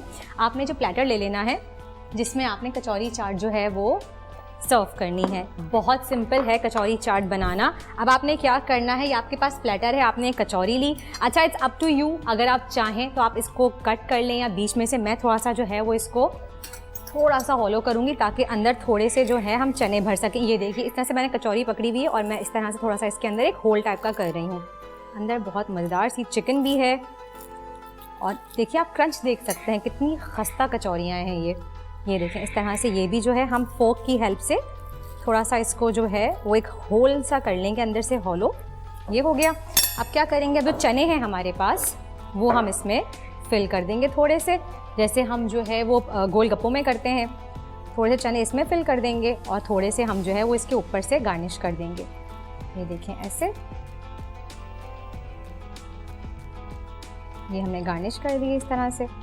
تھوڑے سے چنے یہاں ڈال دیے ہم نے, اور اب دہی کو جو ہے ہم وسک کر کے اس کے اوپر سے ڈالیں گے, کیونکہ آف کورس چاٹ ہے اور چاٹ کے بغیر جو ہے وہ دہی کے بغیر چاٹ جو ہے وہ نہیں صحیح لگتی. تو ہم دہی کو تھوڑا سا وسک کر لیں گے اچھے سے, یہ ایسے کر کے. یہ دیکھیے سو ٹیمپٹنگ اینڈ ڈیلیشیس. آف کورس آپ لوگ جب ٹرائی کریں گے آج گھر پہ اس کو, آئی ایم شیور سب کو بہت پسند آئے گی. اور اب ہم اس پہ ڈالیں گے تھوڑی سی میٹھی چٹنی اور ہری چٹنی. سب سے پہلے میں یہاں پہ ڈال رہی ہوں ہری والی چٹنی. اب دیکھیں کچوری چاٹ اگر آپ بنانے جائیں نارملی گھر پہ تو کتنی محنت لگے گی آپ کو. سب سے پہلے آپ نے جو ہے وہ کچوری تیار کرنی ہے, پھر اس کے بعد آپ نے اس کو فرائی کرنا ہے, پھر آپ نے چاٹ بنانی ہے. اب کچوری بنانا جو ہے وہ ہر کسی کو پسند نہیں ہے, یا پھر کہتے ہیں بہت محنت لگتی ہے بھائی. لیکن تھینکس ٹو سبروسو کہ انہوں نے ہماری لائف جو ہے وہ اتنی آسان کر دی, ہمیں ریڈی میڈ پروڈکٹس دے کے کہ ریڈی میڈ کچوری فروزن آپ لے کے آ جائیں, آرام سے اس کو فرائی کریں, اور جو ہے آپ نے چاٹ کے ساتھ انجوائے کرنا ہے یا خالی کچوریاں انجوائے کرنی ہے تو آپ ویسے بھی اس کو جو ہے وہ انجوائے کر سکتے ہیں. یہ دیکھیں جناب, یہ میں نے میٹھی چٹنی ڈالی ہے اس کے اوپر. آپ اگر چاہیں تو آپ املی کی چٹنی بھی یوز کر سکتے ہیں اپنی مرضی کے مطابق. میں تھوڑی سی کھٹی میٹھی چٹنی جو ہے وہ استعمال کر رہی ہوں, اس لیے میں ہری اور جو ہے میٹھی چٹنی کا استعمال کر رہی ہوں. اوپر سے اب ہم یہاں پہ سیو ڈالیں گے اس کے ایسے. یہ دیکھیں اٹس لک سو ڈیلیشیس. تھوڑی سی پاپڑی, چاٹ از انکمپلیٹ وداؤٹ پاپڑی.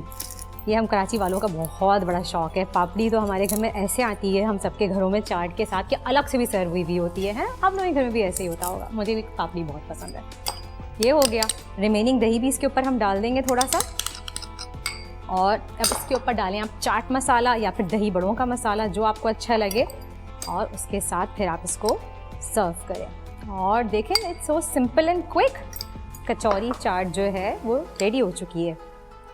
یہ دیکھیں ڈن, دیر یو گو. اب دیکھیں کتنی خوبصورت لگ رہی ہے. اب سنگل سرونگ ہے, ایزیلی آپ یہاں سے اس کو اٹھائیں اور دہی کے ساتھ جو ہے وہ آپ ایزیلی سنگل پیٹر میں آپ اس کو سرو کر سکتے ہیں.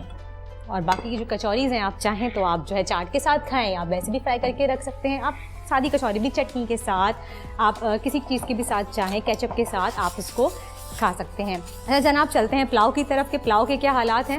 تو جناب پلاؤ جو ہے وہ دم پہ آ رہا ہے. اس وقت ہوا ہے ایک بریک کا. جب تک پلاؤ جو ہے وہ دم پہ آ رہا ہے آپ جا کے لیجیے ایک چھوٹا سا بریک.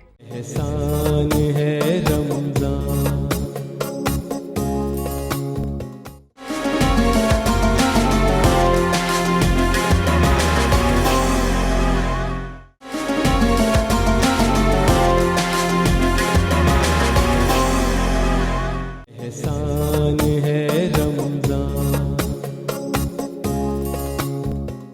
میں چولہا وولہا چھوڑ کے یہاں کیوں کھڑی ہوں, کیونکہ آپ دیکھ رہے ہیں رمضان دسترخوان. تو ایسا کیسے ہو سکتا ہے کہ ہم آپ کو کوئی گفٹ نہ دیں.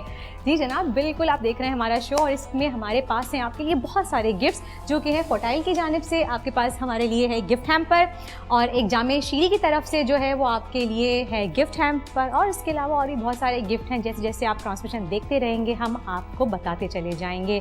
تو جناب بریک پہ جانے سے پہلے ہم نے بنائی تھی مزیدار سی کچوری چاٹ سبروسو کی چکن کچوری سے. آپ دیکھ سکتے ہیں آپ کے سامنے اس کی سرونگ جو ہے وہ ہم نے کر دی ہے. اور جب ہم بریک پہ جا رہے تھے تو ہریالی پلاؤ جو ہے وہ تھا دم پہ. تو آپ کو دکھاتی ہوں میں کہ اس میں بھی دم جو ہے وہ لگ چکا ہے. اور یہ دیکھیں, اس کو میں یہاں پہ رکھ لیتی ہوں تاکہ آپ دیکھ بھی سکیں. میں نے چولہا بند کر دیا تھا بریک میں, اور یہ دیکھیے اور مزیدار سا پلاؤ جو ہے وہ ریڈی ہے. اس کو بھی ہم آپ کے سامنے ڈش آؤٹ کر لیتے ہیں. میں نے بریک پہ اس لیے نکالا, میں چاہتی تھی کہ میں آپ کو دکھاؤں کہ گرم گرم پلاؤ جو ہے وہ ریڈی ہو گیا ہے, اور آپ کے سامنے ہم اس کو کریں گے ڈش آؤٹ. یہ دیکھیں جناب, اس کو نکالیں. آپ اس کو رائتے کے ساتھ, چٹنی کے ساتھ, یا پھر اس میں آلریڈی اس طرح کے اتنے مسالے ہوتے ہیں ہرے کہ یہ آپ ویسے بھی جو ہے وہ کھا سکتے ہیں. اس کا فلیور ہی بہت مزے کا ہوتا ہے, اور گرمیوں میں اسپیشلی جب ہم روزے رکھتے ہیں اتنے رمضانوں میں, اور ہم افطار وغیرہ کھا کے اتنے کبھی کبھی دل چاہتا ہے کچھ ہلکا پھلکا سا بنا لیں گرمی کی وجہ سے. ہم نے پلاؤ نکال لیا ہے اور ہمارا پلاؤ ریڈی ہو چکا ہے. اس کو ہم گارنش کریں گے تھوڑی سی براؤن پیاز سے.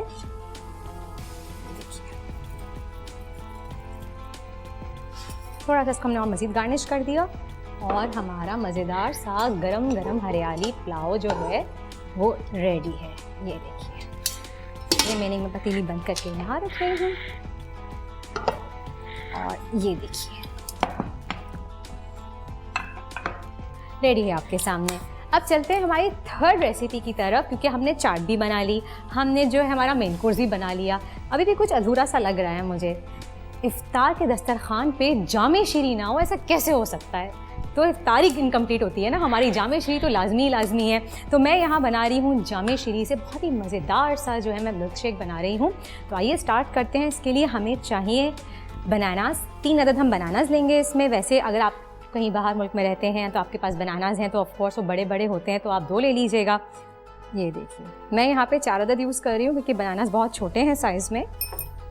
تو یہ دیکھیے اس کو ہم سلائس کر لیں گے. اچھا ایک اور بات, اگر آپ کے پاس ٹائم ہو تو آپ جو ہے بناناز کو فریز بھی کر سکتے ہیں, تو اس سے بہت اچھا سا کریمی ٹیکسچر آ جاتا ہے شیک کے اندر. یعنی کہ اس طرح سے آپ چھیلیے اور اس کو ایئر ٹائٹ آپ کے پاس کنٹینر یا زپ لاک بیگ ہے اس میں آپ جو ہے وہ فریز کر دیجیے, اور جب بھی آپ کو بنانا ہو شیک وغیرہ تو آپ بناناز نکال کے, فروزن بناناز نکال کے آپ جو ہے اس کو بلینڈر میں ڈال کے آسانی سے بنا سکتے ہیں. تو اس سے ایک بہت ہی کریمی ٹیکسچر آ جاتا ہے. یہ میں ایک ٹپ شیئر کر رہی ہوں آپ کے ساتھ, کیونکہ اکثر بناناز کے ساتھ کیا مسئلہ ہے, بناناز بہت جلدی خراب ہو جاتے ہیں, بہت جلدی بلیک پڑنے لگ جاتے ہیں. تو پھر کیا کریں, ہم ضائع ہوتے ہیں, پھینک دیے جاتے ہیں, کھائے نہیں جاتے. تو کوشش کریں کہ آپ رزق کا ضیاع کم سے کم کریں, کہ ایسے دنیا میں بہت سے لوگ ہیں جن کو اللہ تعالیٰ نے جو ہے وہ ہم سب کو تو بہت الحمدللہ نوازا ہے, لیکن کچھ لوگوں کے پاس رزق کی تھوڑی سی قلت ہے. تو یہ آپ کو چاہیے کہ ہماری ڈیوٹی ہے ہم سب کی کہ ہم ضیاع ہونے سے رزق کو بچائیں, اور جو رزق ہم ضائع کرتے ہیں کوشش کریں وہ آپ کسی کو دے دیں, تاکہ اگر آپ کے استعمال میں نہیں آ رہا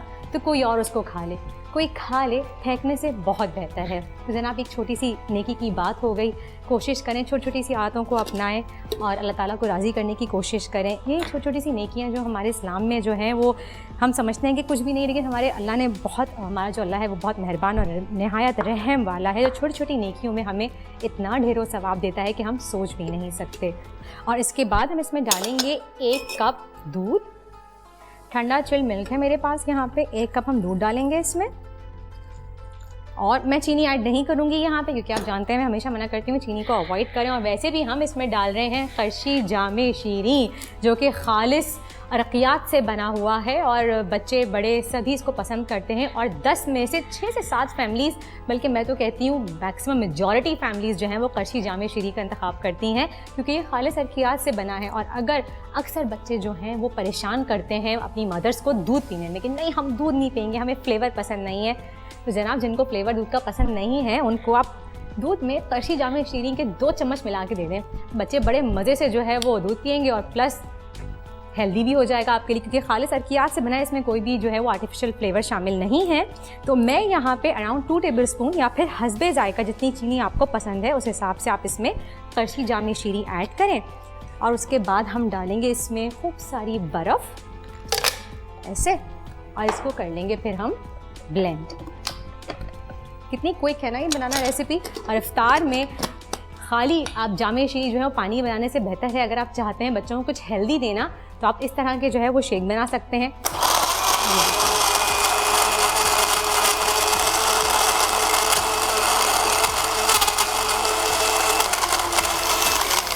یہ تو ہو گیا ہمارا شیک ریڈی, لیکن میں آپ کو تھوڑی سی ایک گارنشنگ کا طریقہ ہی بتاتی ہوں. قرشی جامع شیریں سے یہ ہم نے یہاں پہ تھوڑا سا نکالا, اور اب آپ ایک اسپون کی مدد سے آپ کیا کر سکتے ہیں, جو گلاس ہیں آپ کے سرونگ گلاس اس میں آپ جامع شیریں تھوڑا سا اس طرح سے پور کر لیں, اور اس کو ایسے ٹرن کر دیں رفلی. کوئی ضروری نہیں ہے کہ آپ ڈیزائن دیں کچھ کریں, آپ یہ دیکھیں اس طرح سے, اور یہ دیکھیے. اور اب ہم اس میں نکالتے ہیں جو ہم نے بنانا شیک بنایا ہے اپنا مزیدار سا قرشی جامع شیریں سے. یہ دیکھیے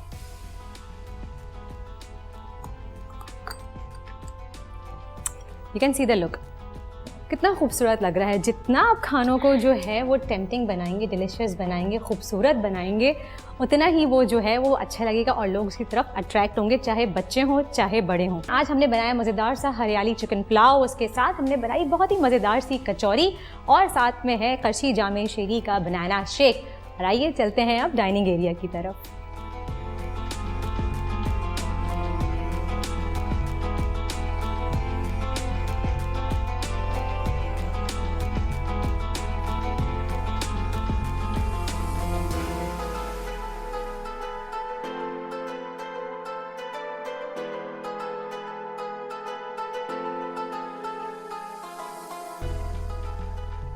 جی جناب, تو آ گئے ہیں ہم اپنے ڈائننگ ایریا کی طرف, اور یہاں پہ آپ دیکھ سکتے ہیں تینوں ریسیپیز جو ہیں وہ ہماری ریڈی ہو چکی ہیں. کیونکہ ہم ڈائننگ ٹیبل پہ آ گئے ہیں تو آپ سمجھ گئے ہوں گے کہ میرا اگلا اسٹیپ کیا ہوگا.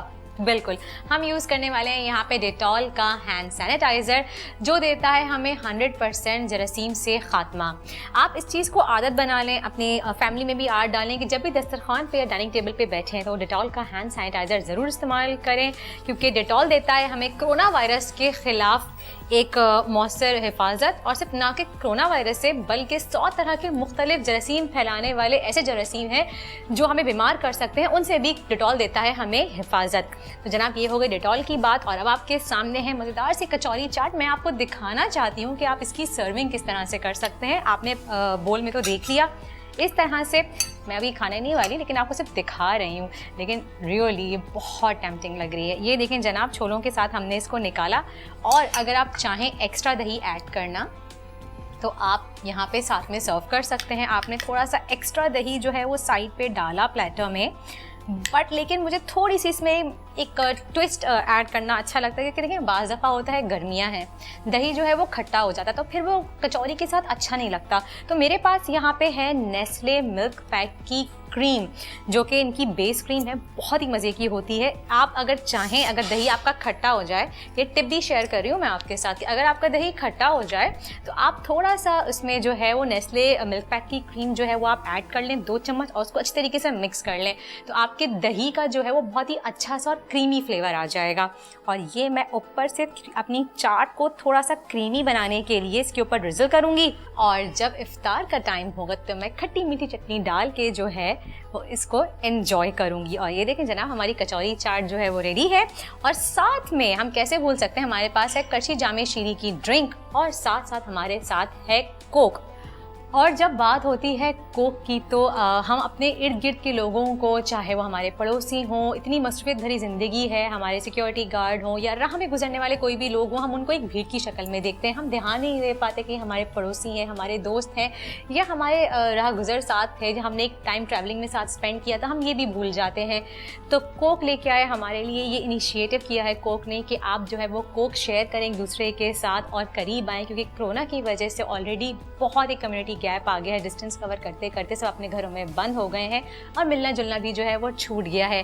تو کھانا تو انکمپلیٹ ہوتا ہے کوک کے بنا, تو آئیے کوک شیئر کریے اور ساتھ ساتھ کریے اپنا میل بھی شیئر, اور آئیں ایک دوسرے کے پاس اور سب کو لائیں آس پاس. اسی کے ساتھ ہی ہمارا سیگمنٹ آج کا ہوتا ہے ختم. پھر ملیں گے آپ سے کل سیم ٹائم. ٹل دین اپنا بہت بہت خیال رکھیے گا, دعاؤں میں یاد رکھیے گا. اللہ حافظ. احسان ہے رمضان.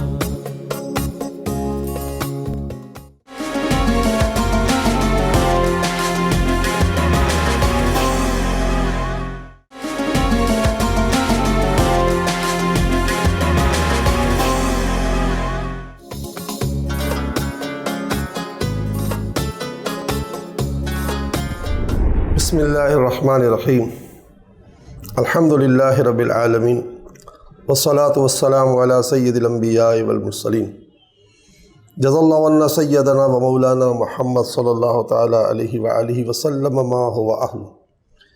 یا ارحم الراحمین یا ارحم الراحمین یا ارحم الراحمین یا اکرم الاکرمین یا الہ العالمین یا رب العالمین یا رب العرش عظیم. مالک, بادشاہ, کریم, مہربان, رحمان, رحیم, تیرے کروڑ احسان کہ تو نے ہمیں مسلمان بنایا, اور اسی مسلمانی کا صدقہ ہے کہ تو نے ہمیں ماہ رمضان جیسا عظیم الشان مہینہ بھی عطا کیا ہے. تجھے تیری رحمت کا, تیری عظمتوں کا, تیرے احسان کا, تیرے فضل کا واسطہ باری تعالیٰ ہر امتی کا روزہ قبول فرما، نمازیں قبول فرما، تراویحاں قبول فرما، قرآن کا سننا اور قرآن کا پڑھنا قبول فرما۔ رحمت عالمیان صلی اللہ تعالیٰ علیہ وسلم کا تجھے واسطہ دے کر دعا کرتے ہیں، سارے ہی اولو العزم انبیاء علیہ السلام، صدیقین، شہداء اور صالحین کا تجھے حضور غوث اعظم شیخ عبد القادر جیلانی اور سارے اولیاء کا واسطہ دے کر عرض کرتے ہیں، یا اللہ بس ہماری ٹوٹی پھوٹی نیکیاں قبول ہو جائیں، ہماری بے حساب مغفرت ہو جائے، ہمارے ماں باپ کی بے حساب مغفرت ہو جائے۔ باری تعالیٰ وَلَا تَمُوتُنَّ إِلَّا وَأَنْتُمْ مُسْلِمُونَ، تو نے اپنی کتاب میں یہ واضح اعلان کیا ہے، مت مرنا مگر مسلمانی میں مرنا۔ تو اللہ میں ایمان کی زندگی تو نے دی ہے تو ایمان کی موت بھی عطا فرما، ہمیں بے ایمانی کی موت سے بچا لے، ہمارے بیماروں کو اچھا کر دے، کرونا وائرس سے ہماری جان چھڑا دے، لاک ڈاؤن کی آفتوں سے ہماری جان چھڑا دے۔ یا اللہ تنگ دستیاں، فقر و فاقہ، بے روزگاریاں اور قرض داریوں سے ہر امتی کی جان چھڑا دے، جو تنگ دست ہیں، پریشان حال ہیں، فقر و فاقہ سے دو چار ہیں۔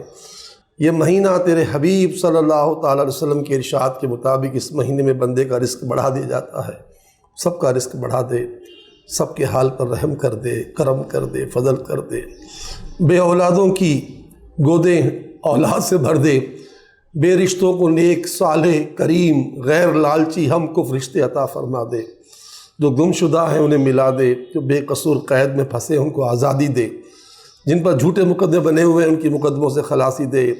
اس وطن کو تو نے ماہ رمضان میں آزادی عطا کی تھی، ان آزادی کے لیے قربانی دینے والوں کا صدقہ یہ وطن صبح قیامت تک آزادی کے نور سے مزین فرما، اس کی سرحدوں کی حفاظت فرما، اس کے مخلصین کو اے اللہ عروج دے، اور جتنے عیار، مکار، دھوکے باز اس وطن عزیز کی جڑوں میں گھسے ہوئے ہیں ان سے امت کی جان چھڑا، پاکستان قیامت تک سلامت رہے، ہم وطنوں کی مدد فرما۔ تیرے بندے، تیری بندیاں یقیناً تیری بارگاہ میں اس وقت دعا کے لیے ہاتھ اٹھائے ہوئے ہوں گے، نہ جانے کتنے کروڑ لوگ اس وقت دسترخوان پر افطار کے انتظار میں بیٹھے ہوں گے۔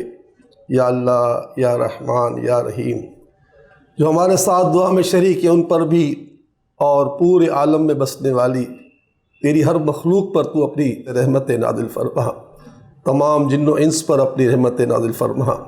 اے اللہ، زمین میں رہنے والے، سمندروں میں رہنے والے، زمین کے اوپر بسنے والے، زمین کے اندر رہنے والوں، سب پر اپنی رحمت نازل فرما۔ اور ماہ رمضان کریم یقیناً یہ وہ مہینہ ہے، اس مہینے میں تیرے پیارے حبیب صلی اللہ علیہ وآلہ وسلم اپنی کمر کو بستر سے دور کر دیتے تھے، یعنی گویا دن رات تیری بندگی میں بسر ہوتے تھے، اور تیرے حبیب صلی اللہ تعالی وسلم کی سخاوت تیز آندھی کی طرح اس مقدس ترین مہینے میں جاری و ساری رہتی تھی۔